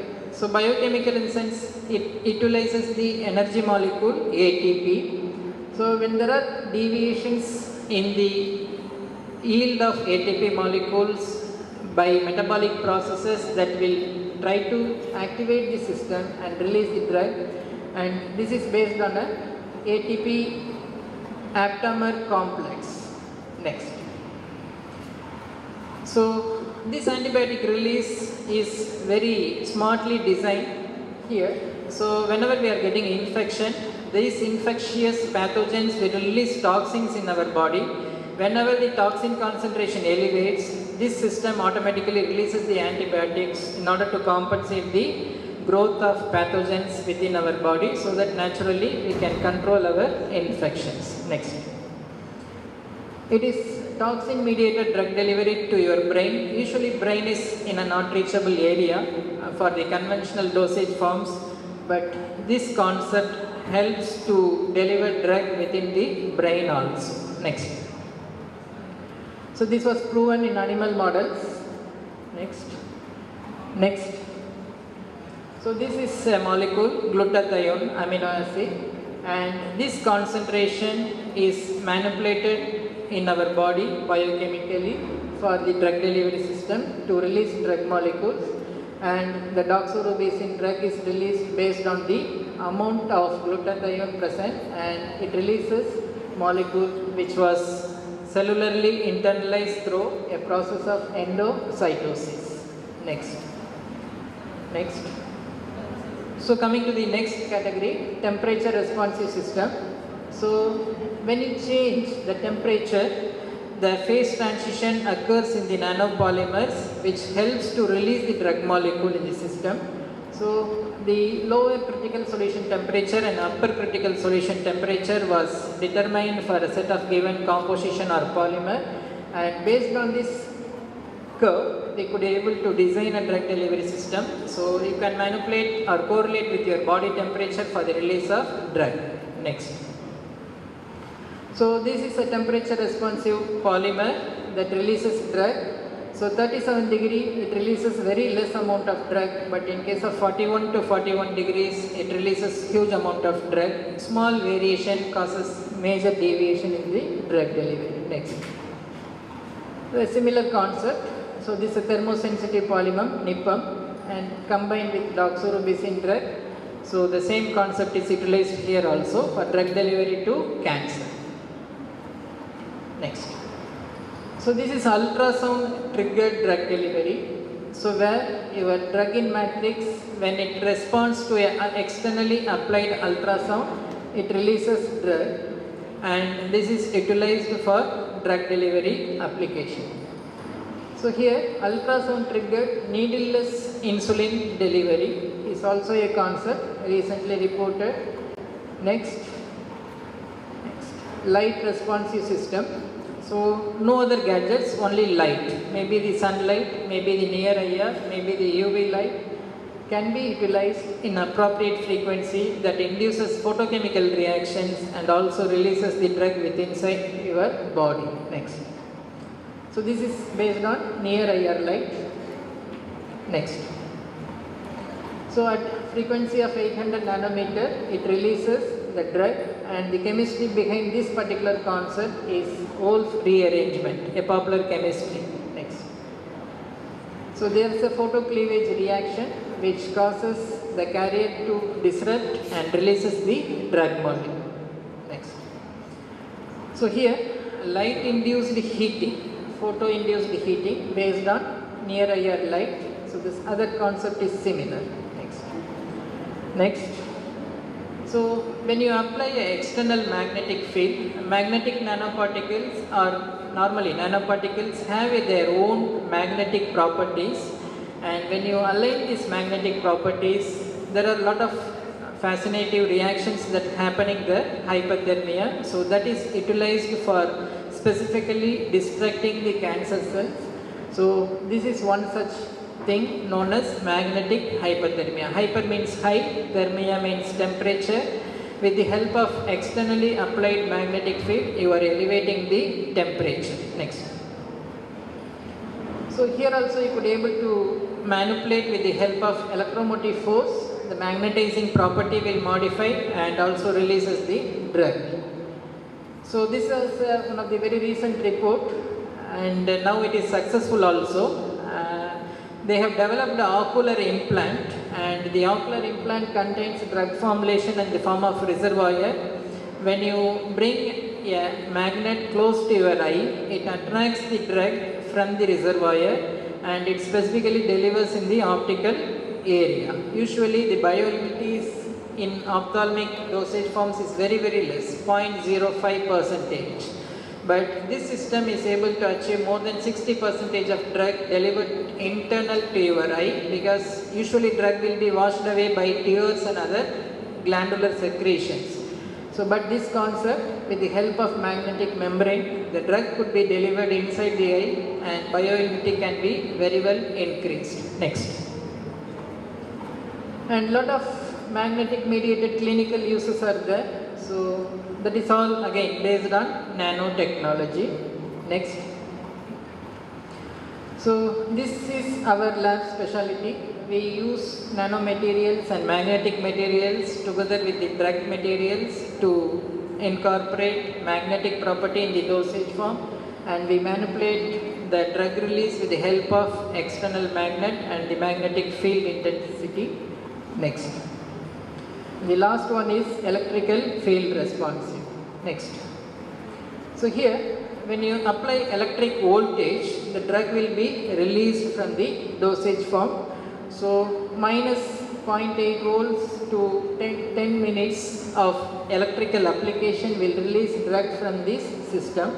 So here it is the graphene oxide, and insulin is tagged along with this graphene oxide, and insulin delivery can be achieved just by placing a small battery and its relative electrical signal. Next.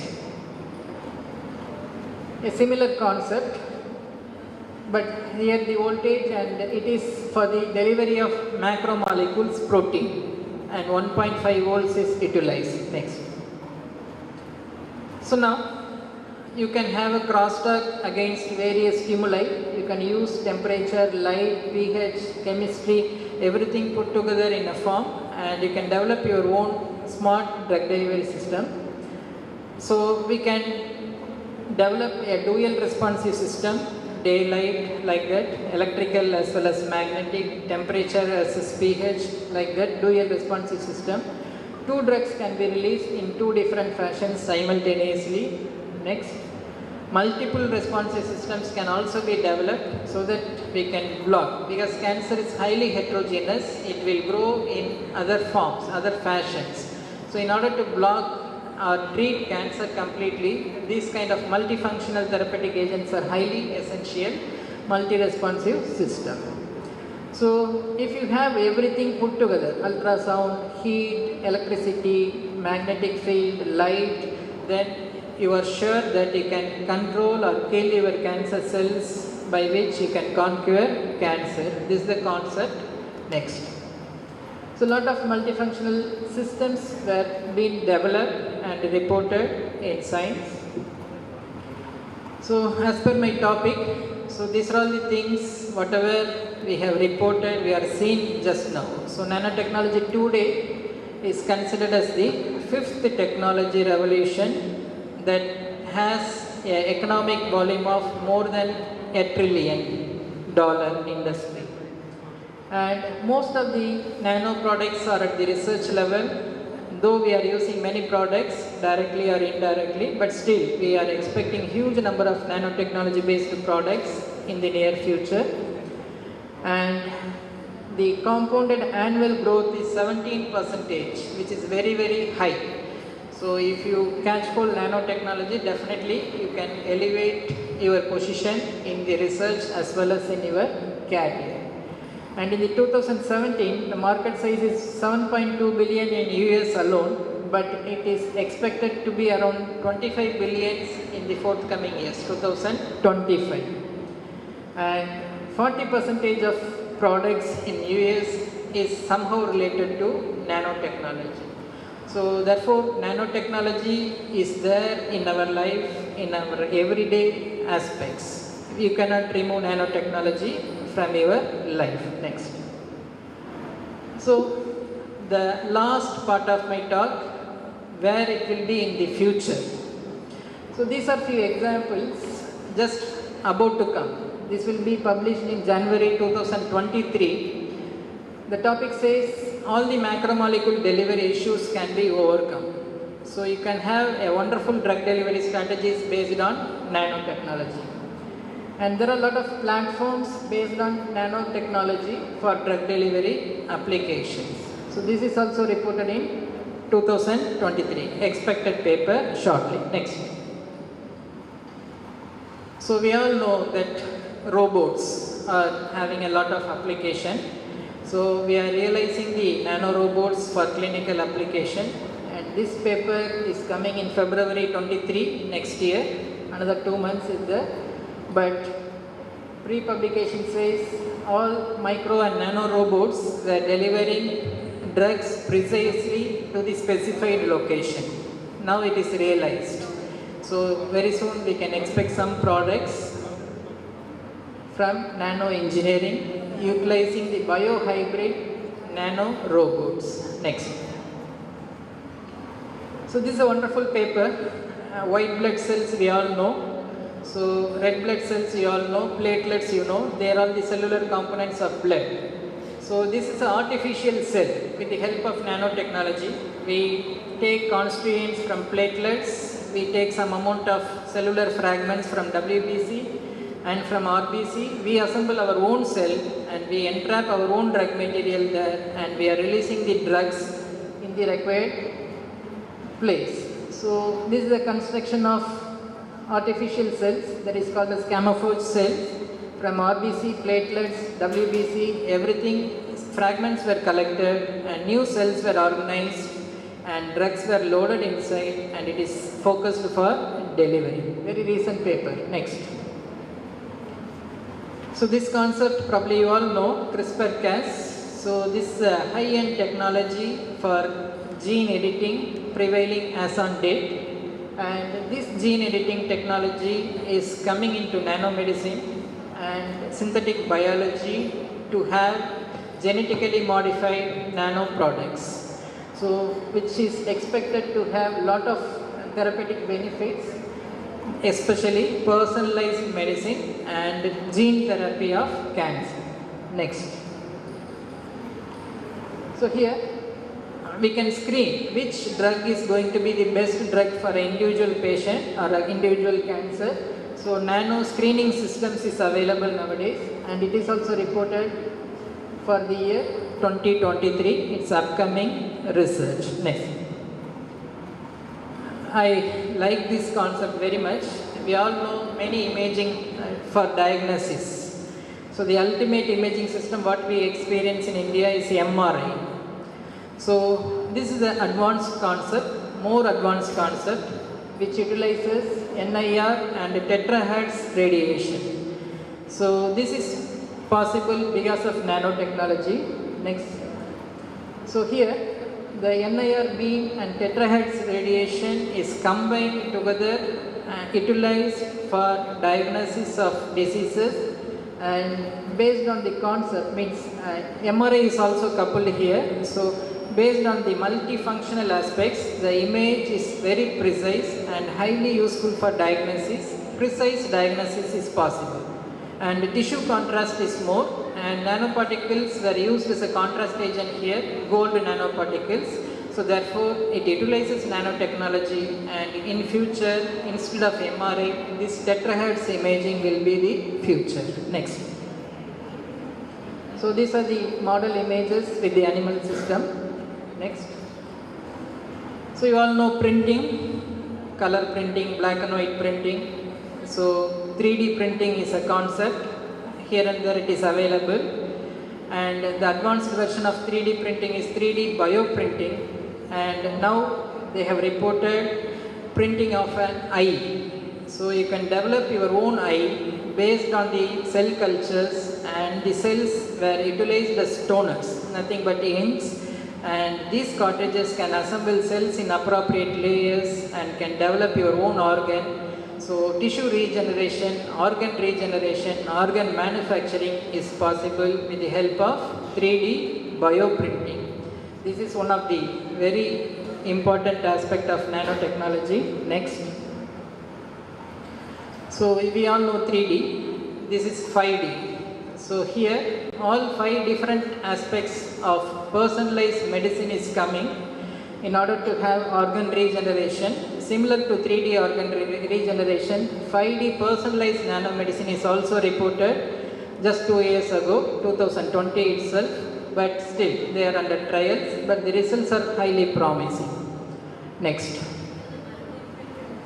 So you can have your fragments which are lost in your accidents, incidentally or accidentally, by bioprinting mechanism. Tooths can be manufactured, ears, nails, fingertips, everything can be manufactured nowadays. So this paper reported almost the possibility of manufacturing all kinds of organs artificially with the help of nanotechnology. Next.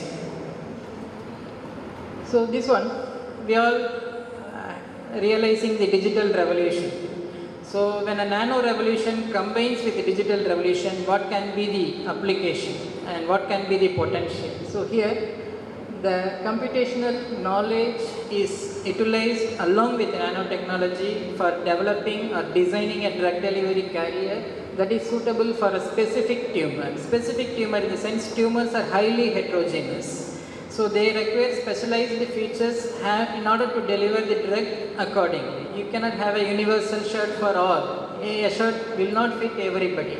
It has to be tailored. So this is tailoring of dosage form based on the individual tumor heterogeneity. So with the help of digital technology as well as nanotechnology, recently reported, and it is coming in the year 2023. Next. So these are all our contributions from our own lab. So the first paper where Senthil has contributed, so and all other my students. Next.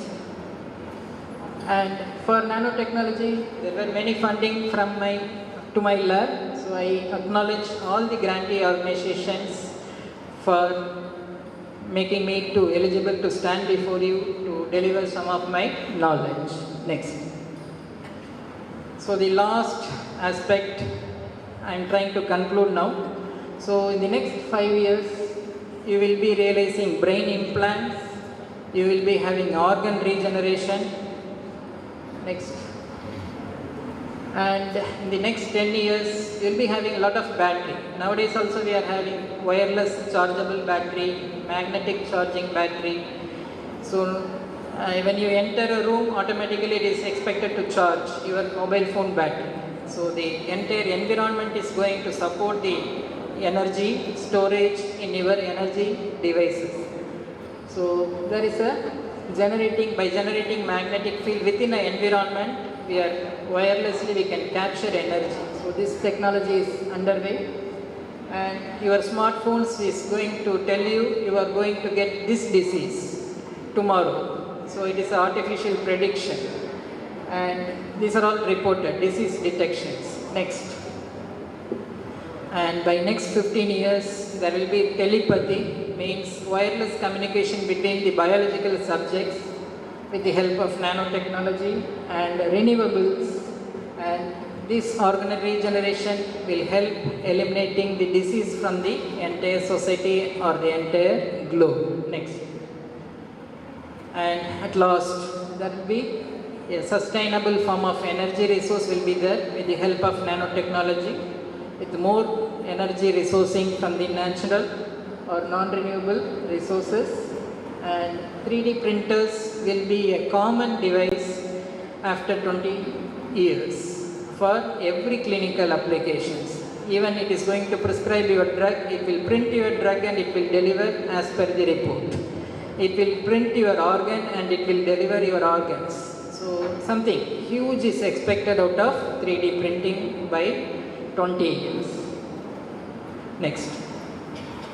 One more thing, they will print your food also. Not only medicines, food will also be printed. All idli dosas can also be printed by 3D printing. That is the projection. Next. So let me conclude. So I hope I have satisfied my title.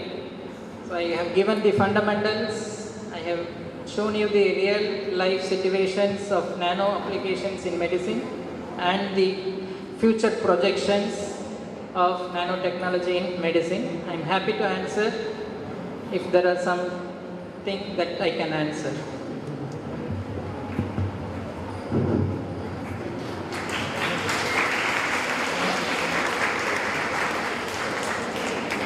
Thank you, sir.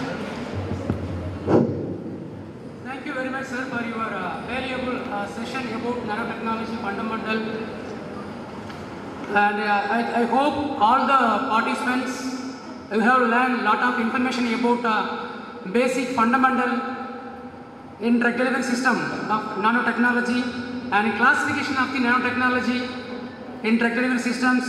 What are the excipients we are using for our nanotechnology, development of dosage forms, and how we can utilize the nanotechnology for our life. And current research, what are research it is going on about in our drug delivery system by using the nanotechnology. And sir also said upcoming research in the future 5 years, 10 years, 15 years and 20 years. So what are things we will get it in future. So I hope all the participants you have learned a lot of information from our resource person Dr. P. Salomani sir. If you have any clarifications or any discussion, any questions, so now you can ask. And moreover, I want to tell you, I know in SAR research laboratory, SAR have a lot of advanced instrument for the development of nanotechnology dosage forms. And moreover, SAR have the 9 crores research grant also. If you are having any future plan, in your M.Pharm or your B.Pharm projects, if you want to any evaluations or any collaboration from the Anna universities, you can get the contact number or we will share you our contact number in our conference WhatsApp ID. So now time to discussions. If anything, if you have clarifications, please discuss with our resource persons. Please.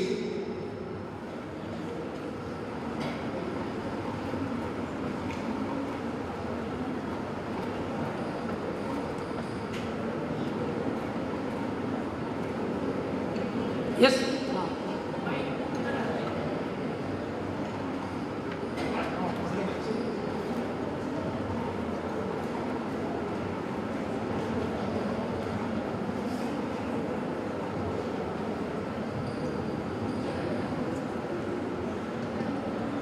Hello.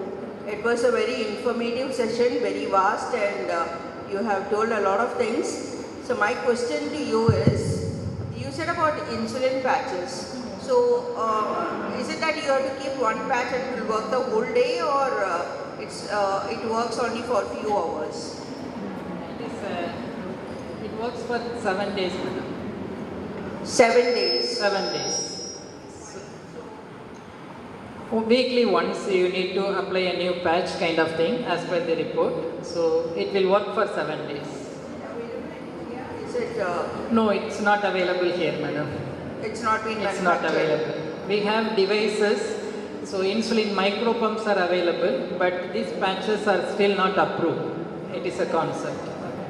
And my next question is, in nanotechnology, herbals we can produce in phytosome therapy and lysosome therapy. So you had shown one slide in which you have said the various types of nanoparticles. So if we want to produce a thermal patch, like patch with extracts, so how do you feel? Will that work out? Will that surely be working if we use phytosome therapy and have a thermal patch for any type of activity? The concept is possible, madam, but the molecular weight of the phytochemical constant, what you are going to choose, will determine the feasibility. But very well, the concept is supporting. It is possible to deliver. Thank you. Thank you so much. Any other questions from the participants? Okay, sir. Thank you, sir. Thank you so much for your valuable session. I also once again thank Dr. Sendil Kumar, Dr. Prema Sendil Kumar, and my teacher, Madam Dr. Sapna Madam, who was my UG teacher, and the administration of Nehru College of Pharmacy for giving me the wonderful time to share some of my knowledge and resources before you. As Sendil told, there are a lot of opportunities in our lab and in my university. So anyone interested can officially or formally or informally, you can contact. So we are ready to support you. Have a good day. Thank you.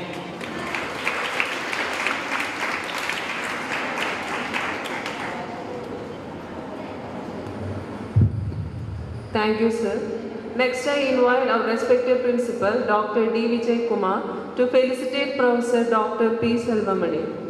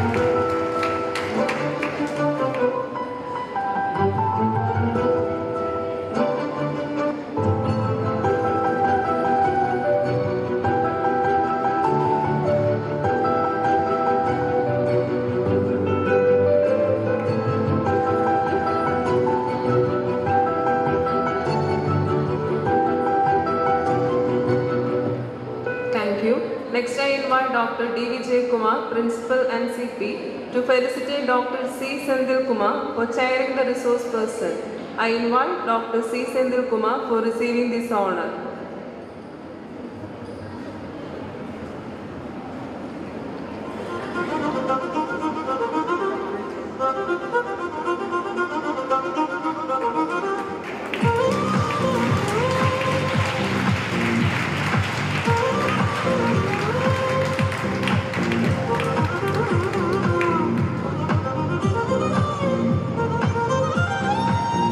Thank you.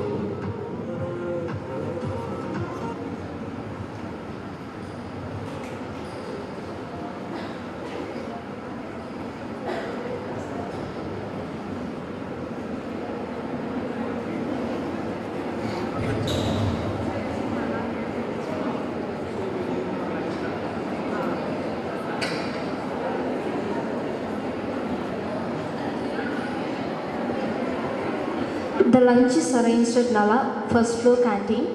I request all the delegates to have their lunch and return within 45 minutes.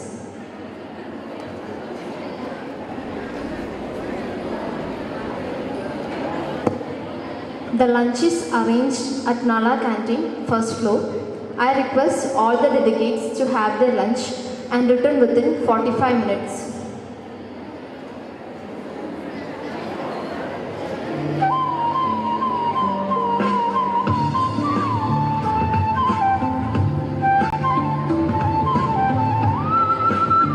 The lunch is arranged at Nala Canteen, NCRC, first floor.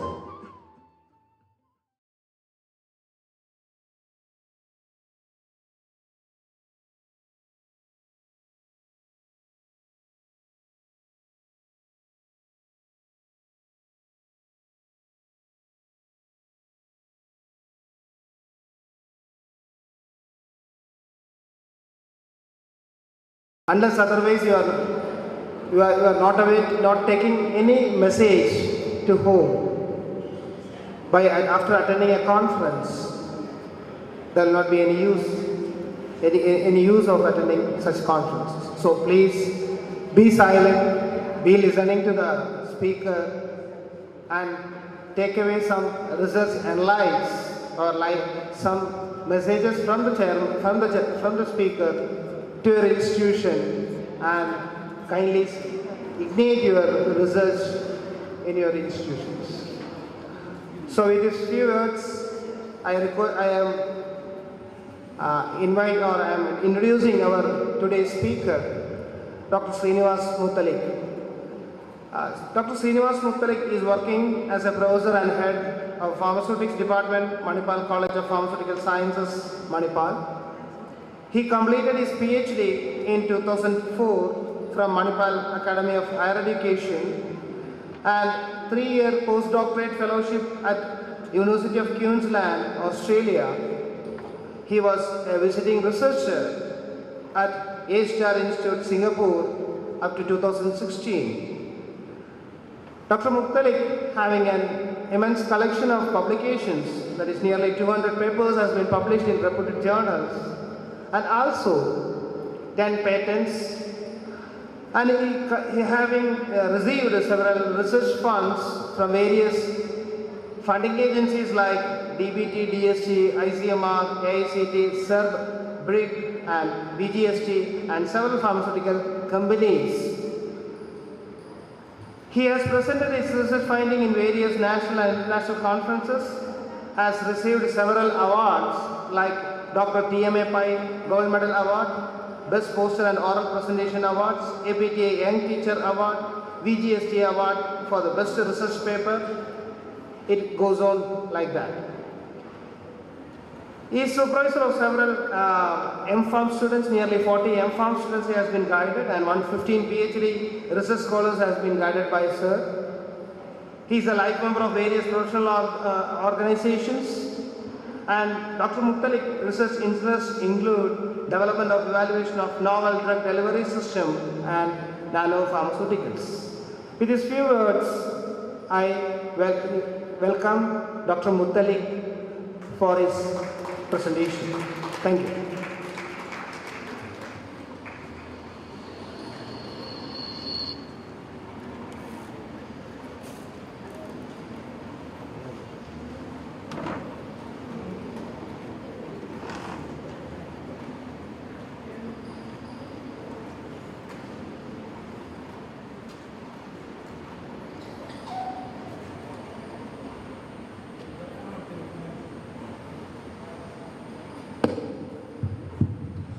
Good afternoon to everyone.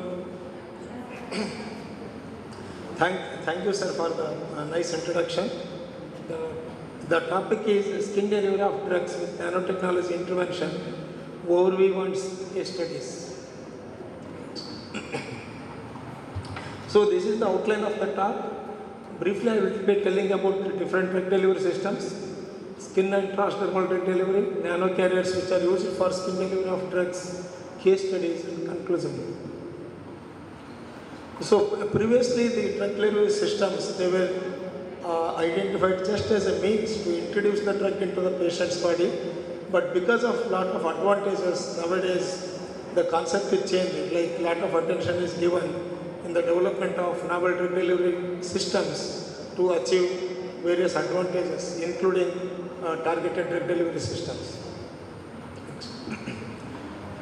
So vaguely we can differentiate the drug delivery systems into 3 generations. First generation is the one that is conventional drug delivery systems, like the uncoated tablets or serum suspensions, they come under this category. Next is sustained release dosage forms, which come under the prolonged release or controlled release dosage forms. But these conventional as well as sustained release dosage forms, they don't have targetability. Means we can't target the drug to a particular cell or particular tissue. That is achieved by third generation, that is targeted drug delivery systems. So if you see this figure, right side, the drug which is administered via conventional as well as sustained release dosage forms, that will be distributed throughout the body. But if you make the nanoparticles and then put the drug into that and then attach a ligand which is specific to a particular cell, then it will go and bind only to the site where it is required, so that we can achieve the targetability. By that you can reduce the total dose of the drug, and whereby you can overcome a lot of side effects. So I am going to deal with the delivery of drugs to skin. So as you all know, skin is the highly perfused organ, and the area of the skin is very much used in the body. So it is very attractive site for the delivery of the drug in both ways, like the topical delivery of the drug as well as for systemic delivery of the drug.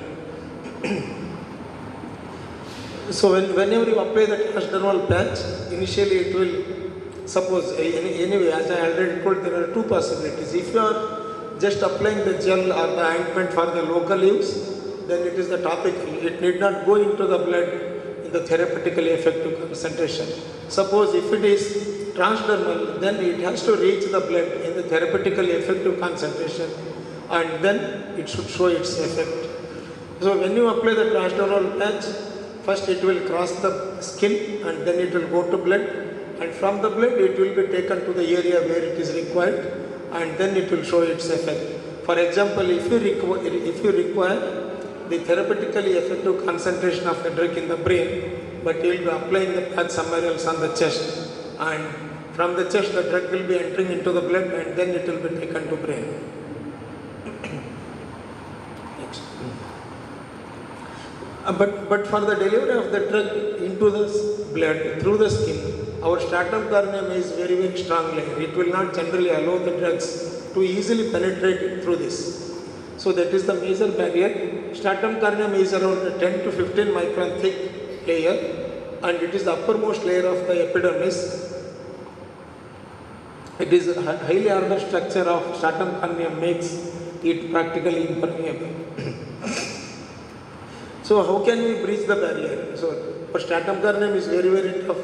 There are 3 possible ways. One is by using chemical enhancers. Second one is by using physical enhancers like magnetophoresis, iontophoresis, sonophoresis, microneedle, electroporation. They all come under physical methods. And third one is formulation manipulation, where you are going to prepare the nanocarriers loaded with the drug. And when you apply the nanoparticles on the skin, they allow the permeation of the drug into blood through the skin. These are different transdermal drug delivery systems, starting from simple transdermal patches to nanoneedles, and you also can make the iontophoresis, electroporation, sonophoresis for the physical enhancement techniques. So this figure shows you different transdermal drug delivery systems or techniques. If you see, the first one is passive diffusion, that is simple transdermal patch. That is, for example, isosorbate dinitrate patch, scopolamine patch, which are available in the market. Second one is antiphoresis. This is applicable only to ionized drugs. Suppose if your drug is carrying negative charge, then you have to put cathode. So cathode will be negative charge, then your drug is negative charge, and there is no way for the drug to escape. So it has to go into the skin. Third one is sonophoresis, where you are going to use ultrasound to deliver the drug. And next one is microneedles or nanoneedles, where you are going to have small projections in few microns sharp needles, which will penetrate only up to epidermis layer, so that the drug will be entering into the blood. Then coming to nanocarriers or nanotechnology intervention in transdermal delivery. Morning sir has already told many things about nano, so I will not go in detail.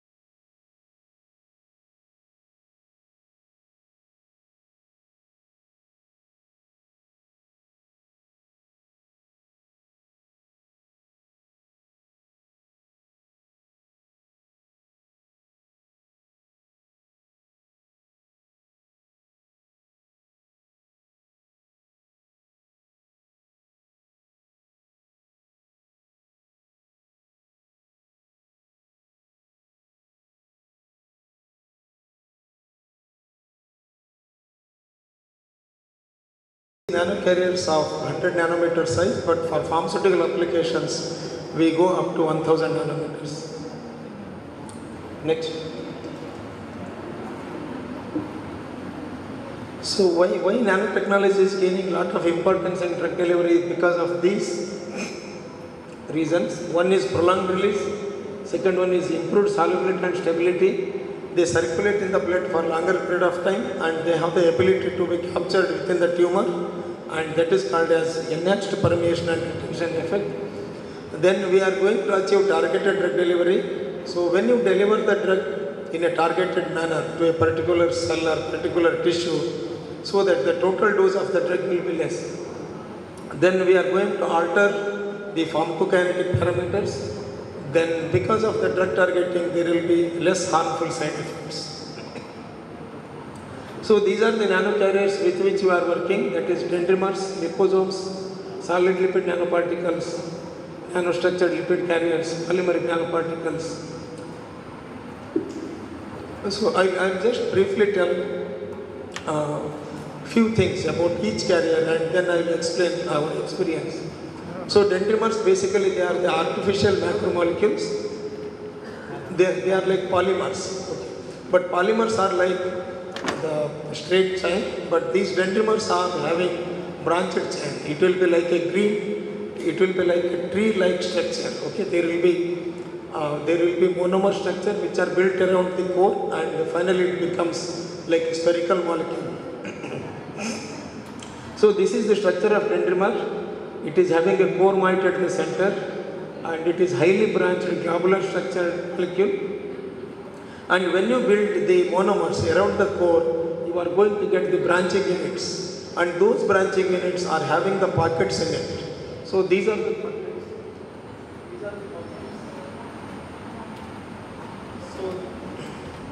These pockets are hydrophobic in nature. So if your drug is hydrophobic, it will come and sit there.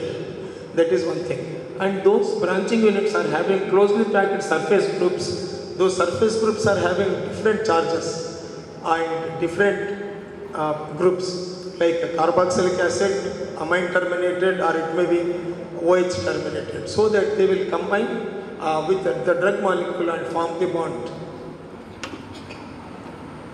There are different types of dendrimers. This classification based on monomers, it is very, very popular.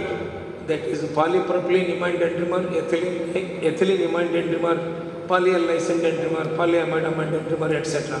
But we are working on peptide dendrimers. Peptide dendrimers are having the different amino acids in them. So, compared to other dendrimers, peptide dendrimers are having less toxicity, so we have chosen for our study. This is the list of peptide dendrimer what we have synthesized. One is glycine, and histidine terminated, arginine terminated. Then the second one is 8 charge, and third one is 16 charge. So these are the dendrimers synthesized by us, and we wanted to use them for transdermal delivery of drugs.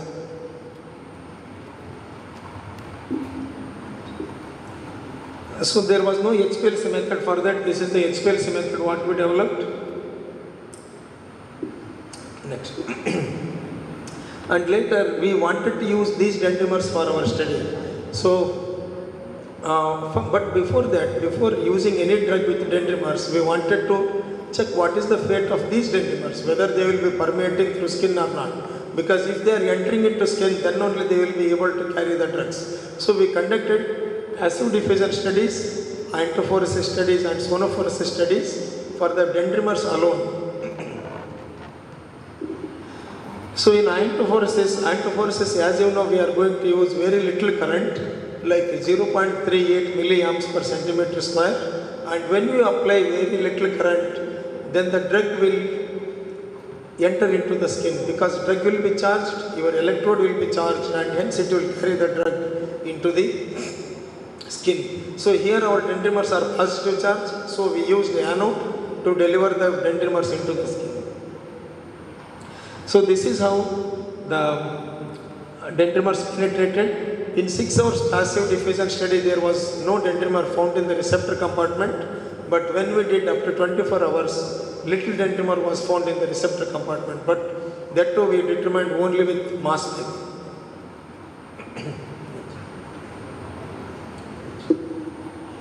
Okay, see, whenever we use iontophoresis, there are two mechanisms. One is called as electro-repulsion. Okay, electro-repulsion or electromigration, where the opposite, where the like charges, they repel each other and then go to the skin, that is called as electro-repulsion. And second one is electro-osmosis. Electro-osmosis means when you apply little current on the skin, because of the solvent, the dendrimers or the drug will also permeate into the skin. We wanted to check whether electro-osmosis is dominating here or electromigration is dominating. Finally, we came to know that electromigration is the dominant mechanism in sending the dendrimers into the skin when little current was applied. Then we also did the studies with sonophoresis. With sonophoresis also we got good results with dendrimers. Okay, this is about the passive diffusion, sonophoresis and iontophoresis of the dendrimers. Then we wanted to check what happens if we are going to use the drug, use the dendrimers to deliver the drug. So we selected 5-fluorouracil as our drug, and we wanted to check whether our synthesized dendrimers will increase the permeation for 5-FU or not. So these are the results of 5-FU permeation studies. As you can see, very good increase in the flux, very good increase in the skin permeation of 5-FU was observed with different dendrimers. So next is, one is with iontophoresis and second one is with sonophoresis. First one is with acid diffusion, where FEV has shown very good permeation. Next is we selected one more drug, that is ketoprofen, and here we use its sonophoresis along with peptide dendrimers, and these peptide dendrimers, when used along with ultrasound, it increased the permeation of ketoprofen into the skin. Okay, this is all about when using dendrimers simultaneously along with the drug. Like suppose when you do the permeation studies, you know that one will be donor compartment, then there will be receptor compartment, and in between you are going to keep the skin. Okay, suppose if you use drug and dendrimer in donor compartment, then that is called as simultaneous application of both dendrimer and drug. But here we wanted to check if you conjugate the dendrimer to drug, what happens. So we made the covalent bondage and then checked what happens to the drug. We selected the drug, that is ketoprofen, and prepared 4 prodrugs here. You can see prodrug 1 means that is the ketoprofen dendrimer complex conjugation, not complex. Okay. We synthesized these 4 prodrugs and then checked. Here you can see the bold one, ketoprofen dendrimer 2 complex, which is containing glycine, where ketoprofen is attached, glycine and 2 lysines, which is having around 800 molecular weight. That showed very good permeation for ketoprofen. So these are the results which we got with iontophoresis. So if you see that this is the in vivo studies, we conducted the animal studies to check whether drug is actually permeating or not, and with iontophoresis and peptide dendrimer conjugate, we got very good result.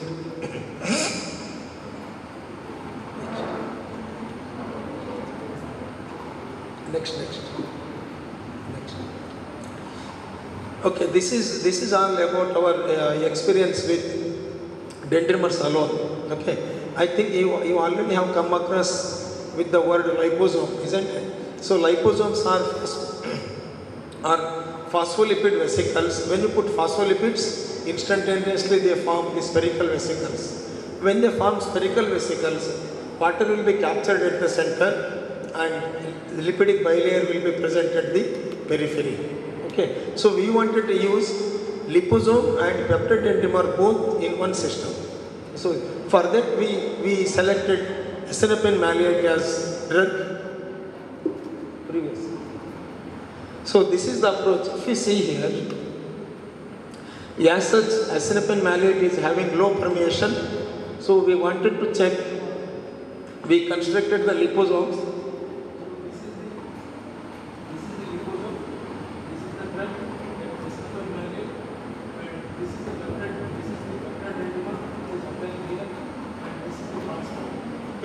So the liposome is having lipidic structure. It is conjugated with peptide dendrimer. It is also conjugated with transferrin. Transferrin is a protein that is specific to brain. Okay, it will help in bypassing the system through the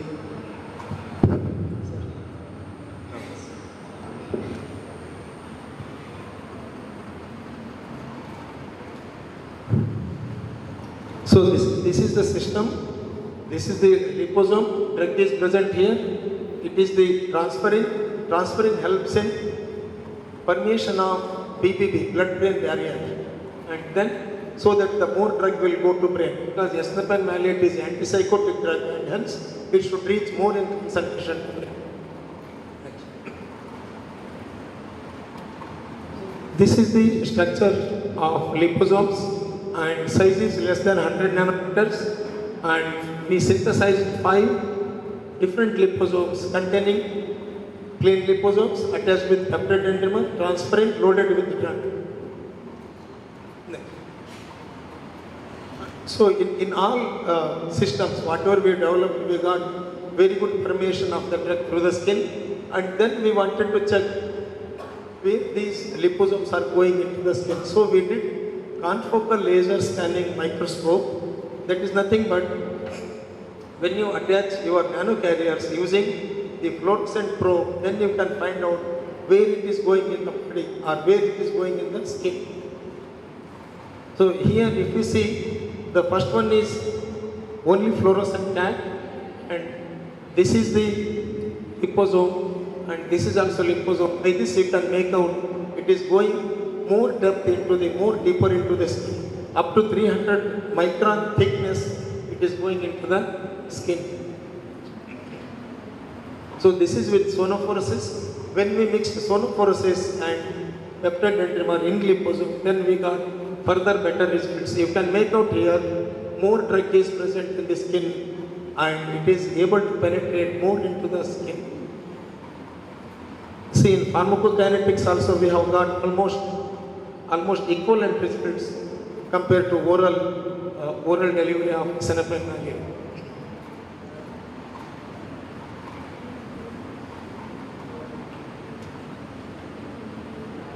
So this is the inference of the study.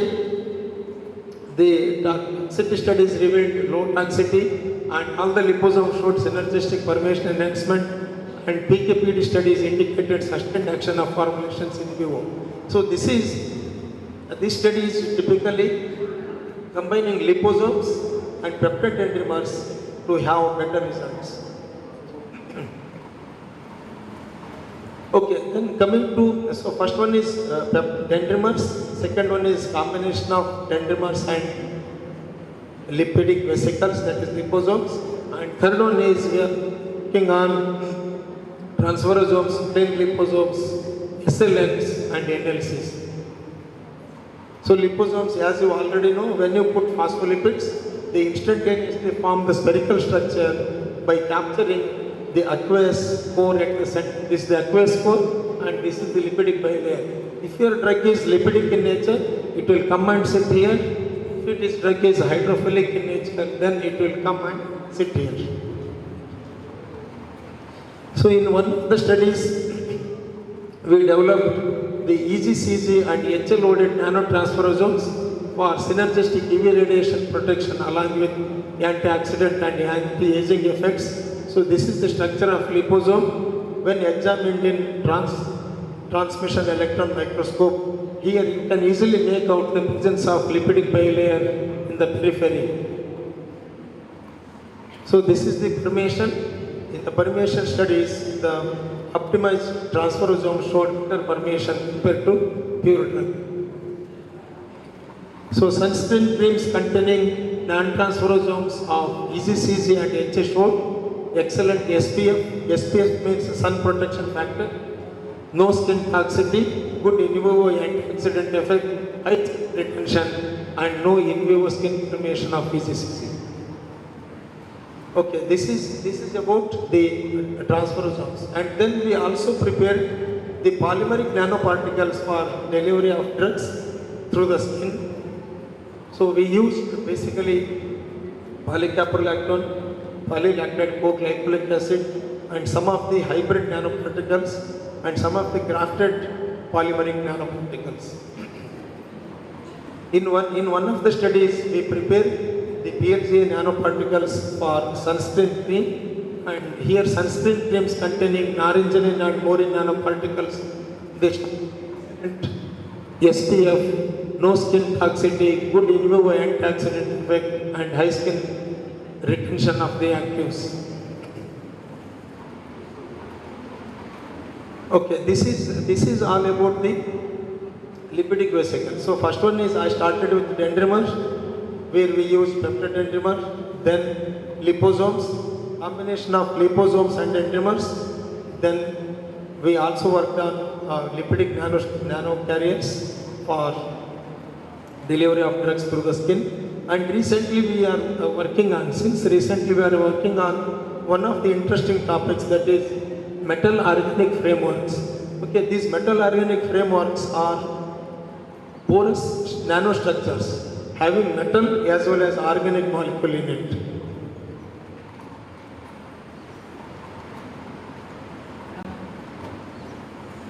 So these are These are fascinating hybrid.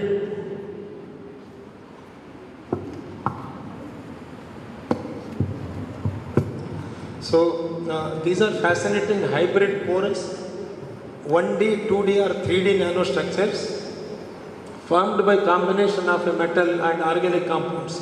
So usually we are going to use imidazole as organic linker, and we are going to use iron or zinc as the metal.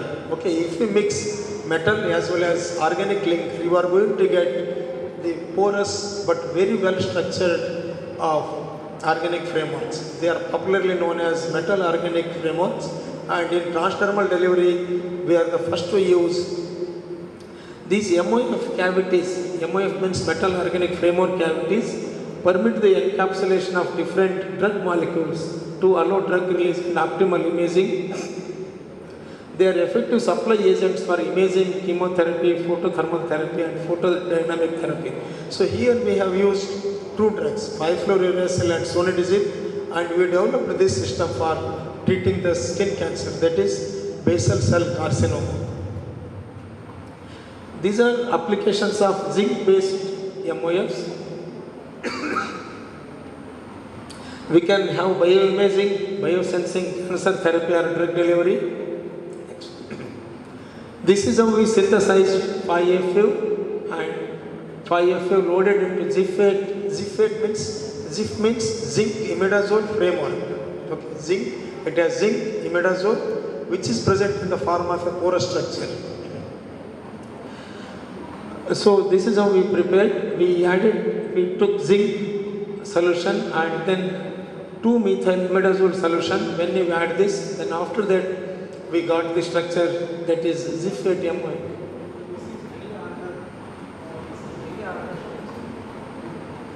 So in that structure, our drug 5FU is going and sitting.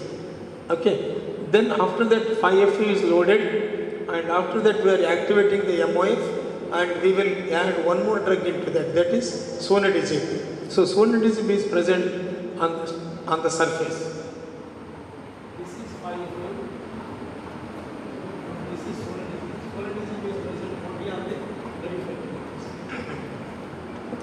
So finally, we are going to put these 5FU and sonidazole loaded metal organic framework into the gel for the topical application in cancer treatment. So when we did a scanning electron microscope, transmission electron microscope and AFM image, we got the correct structure of these MOFs. You can make out the hexagonal structure. In some papers they say octahedral. So it may be octahedral or hexagonal, but the same structure has been observed in our case as well. Okay, this is about, this is the framework, metal organic framework. We have put sonidazole here and FU is present here. We put that in the gel, applied on the skin, and then we wanted to see how far it will reach the skin. So what is the depth of penetration? So you can make out, this is the normal skin, and this is only FITC solution. And the third one, so first one is normal skin, second one is plain FITC solution, and third one is you can make out there is lot of fluorescence. Means these MOFs, they are carrying more fluorescence to deeper part of the skin. And you can see that in the D, image D, it is going to a depth of almost 300 microns. So our epidermis is 100 micron, and easily it can go up to 300 microns. Means it can reach more deeper into the skin. And in the last you can see the MOFs are going along the hair follicles. These are the hair shafts.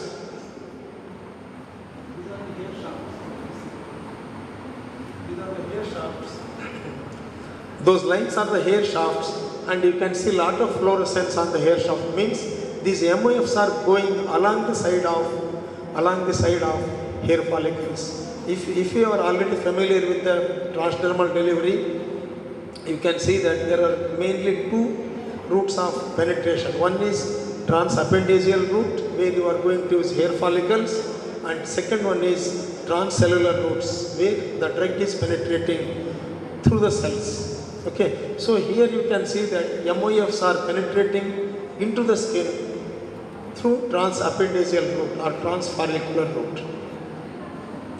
So here our MOFs, they showed good toxicity in the cancer cells and less toxicity in the normal cells, and better uptake. So they are better taken up by the cancer cells and they are not taken up more by the normal cells. So it is the desired property.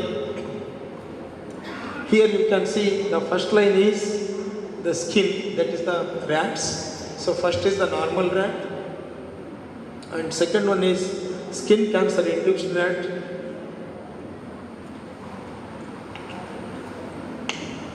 Second one is skin cancer induced rat, and this is the fourth one where you can see very good improvement, that is the 5FU, that is the line C. Our MOF, metal organic framework treated, so that is showing better treatment compared to other groups. So this is about our experience in delivering the drugs using nanocarriers into the skin. It may be for transdermal, it may be for transdermal use, or it may be for the topical use. So we used peptide dentamers. We used peptide dentamers combined with lipidic vesicles. We used lipidic vesicles alone, polymeric nanoparticles alone, and now the Z8. So with all these things, we have to do a lot of optimization. So you can ask, so which is better system? Because we worked with so many systems. If you ask which is the better system, I can say that all the systems are good, but only thing is we have to optimize so much. So till we optimize the composition and the penetration rate, everything, we will not come up to the level where we will get the optimized formulation. So how we can select them? How we can select particular nanostructure? You may ask, why to study all these things? Only one is enough. But so for example, if you use only lipid and if you don't use polymer, then polymer will not. So the lipid will not give the sustained release, but polymeric nanoparticles will give sustained release. If you get better permeation rate as well as sustained release, then you have to go with the polymeric nanoparticles. If you don't need sustained release but only permeation, then you have to use lipidic. Suppose if you need immediate skin penetration, then you have to go only with the dendrimer. If you need special effects like drug delivery, imaging, and theranostic purpose, then you have to go with MOFs. So because of this, we have to check the feasibility of different nanocarriers even for same drug. Okay, this is about the concluding remarks of my talk. Delivery of larger molecules using enhanced passive and active delivery systems. See, you can see many reports where people will use only small molecular weight drugs. So it is always challenging to deliver larger molecular weight drugs, for example, proteins and peptides. That is of very high interest now. Second one is, everyone will always think about development of nanocarriers or the transdermal patches, but many people are not working in the areas to develop different materials or different polymers which are required for transdermal delivery. That is second interesting area. Materials and formulations to reduce skin irritation, to enhance the adhesion profile, means to develop novel adhesives and to improve comfort and wear. That is one of the interesting areas. And third thing is, we always develop the nanocarriers, but either those nanocarriers will be applied for topical use or for therapeutic systemic delivery. Okay, we will not concentrate on how much drug is going in epidermis and how much is going into dermis and how much is going into fat layer. So that selective localization of drug in different layers of skin, that is also one of the interesting areas. And last one is addressing stability issues of nanocarriers in final formulations.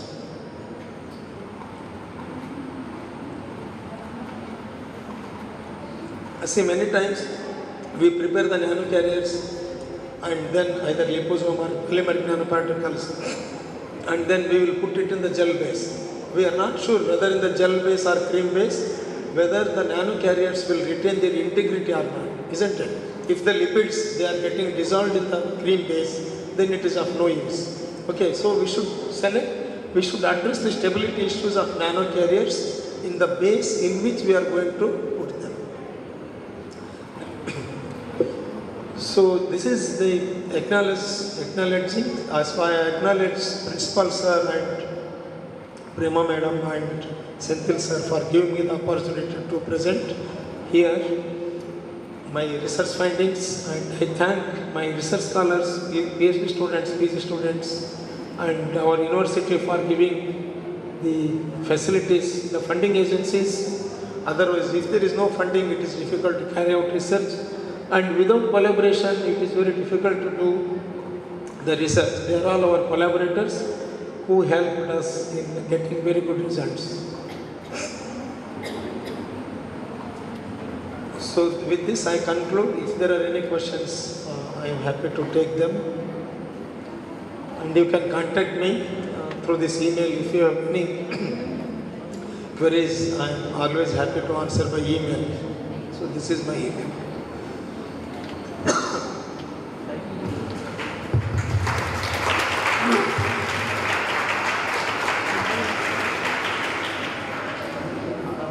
Thank you, Mutalik sir, for your valuable talk on targeted drug delivery through schemes.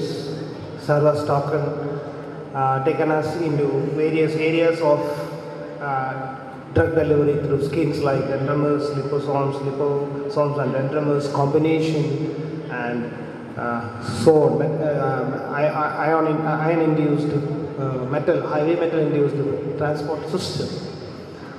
So, really, it's a wonderful section.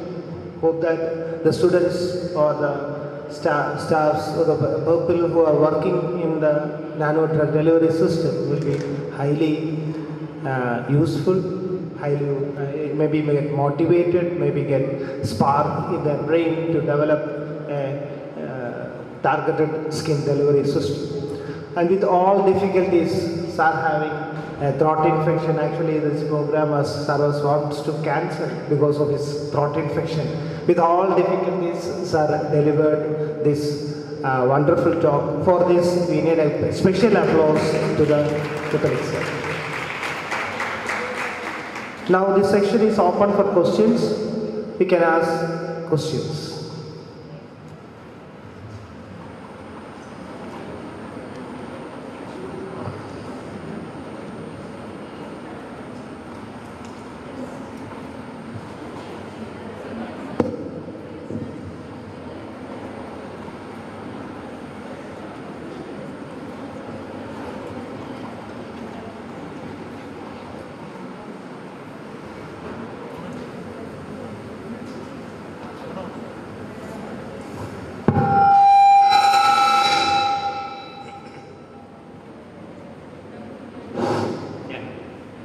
My question is actually not particularly focused on the nanoparticles of the drug delivery system. It's a little bit connected to the chemistry part. So we have so many active pharmaceutical ingredients in market, wherein only working on the nanoparticles or the through the transdermal drug delivery systems, is it limiting the invention of new drugs or only improving the delivery of the existing drugs?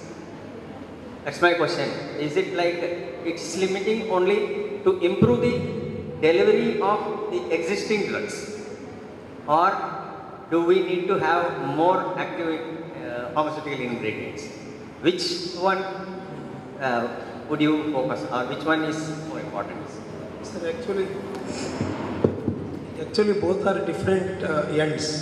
So one is always a drug discovery is a very huge task. So we are considering a lot of money involved, and for a drug molecule to come into the market, 12 years it will take. But side by side drug discovery is going on, means synthesis of NCs, new chemical entities, and druggable molecules, and making them, converting the NCs into the drug. that is totally separate. And nowadays you can see a lot of biologicals are coming into picture. That is going on its own pace. So this nanotechnology and improving the efficacy of the existing drugs by using novel drug delivery approaches, it is entirely different. So the time which is required, maybe I can say that the development of novel drug delivery systems, it is not hindering the drug discovery process. Instead, it is aiding or it is facilitating the drug discovery process, because the time taken for the drug discovery, that will be covered by novel drug delivery systems. Suppose if there is no new drug around 5-6 years, because nowadays FDA guidelines are very, very strict. So for example, US FDA will take several years to approve the drug. So by that time, these novel drug delivery systems will help in improving the potential drug candidates. So novel drug delivery systems is not hindering the process, but it is in one way it is facilitating the drug discovery process. Thank you. Thank you, sir. Sir, I have a question. Sir, this nanotechnology or drug delivery system has been developed, and how many marketed product has been released by this drug delivery system or transdermal drug delivery or nano drug delivery? How many of them? How many are released? There are plenty, sir, in the market, especially for the cancer therapy. The liposomes are there, then myosomes are there, and then implants have come into picture, and intraocular implants are there. There are so many in the market as well. If you come to transdermal, there are plenty of products there already. But it is always challenging, because the main hurdle is in the scale up of these nanoparticles. But nowadays companies are taking them as challenge and trying to develop.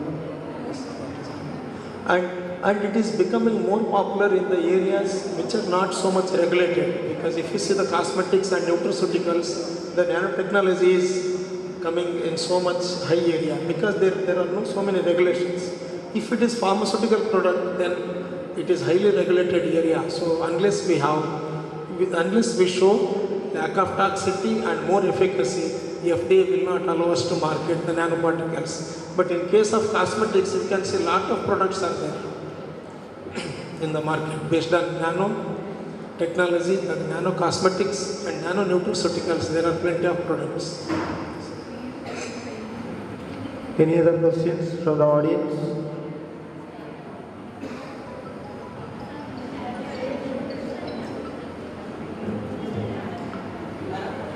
So with this, if you have any questions, you can please stand up and write. Give the mic.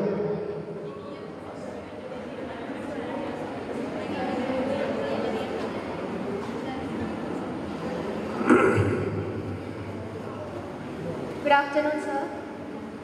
My name is Sharanya, 7th semester B.Pharm, coming from DMS College of Pharmacy, Wayanad.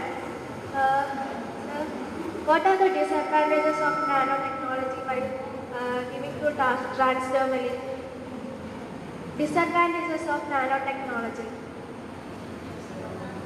when given transdermally. That is the question.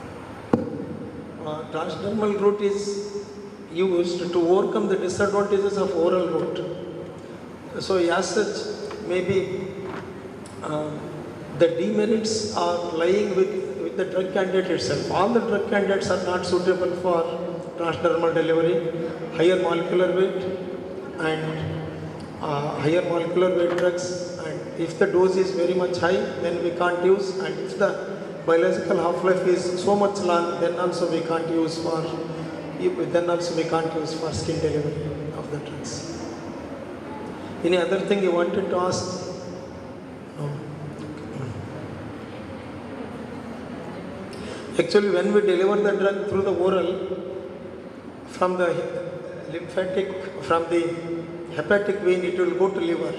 So in liver, it is getting metabolized. That is called as first pass effect. So all the orally administered drugs will have that first pass effect.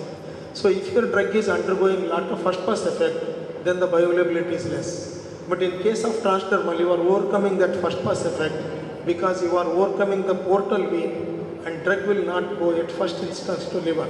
Anyway, during circulation it will go, but by that time the drug will reach to the affected organs.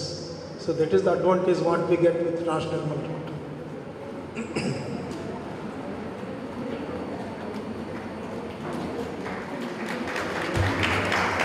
Any other questions?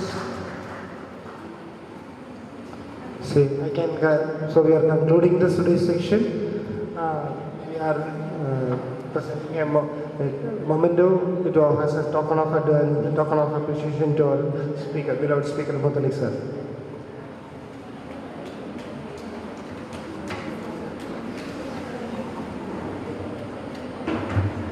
Next I invite Dr. Vijay Kumar, Principal, Nehru College of Pharmacy, to felicitate Dr. Srinivas Muthalik.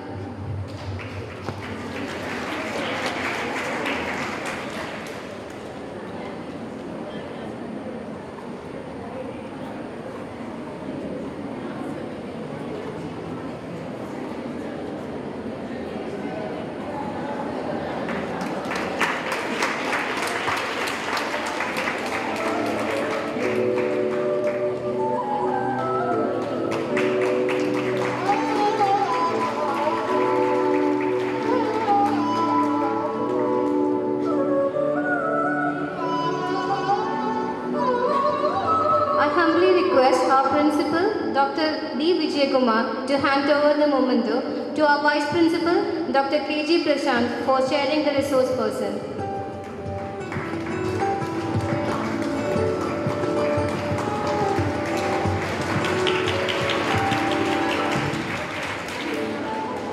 Thank you, sir.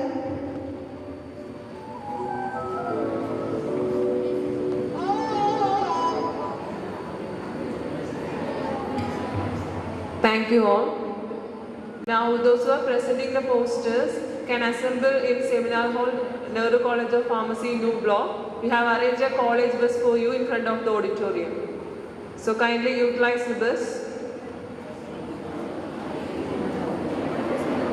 We are winding up the session of today. We will meet tomorrow with same cheer. Thank you.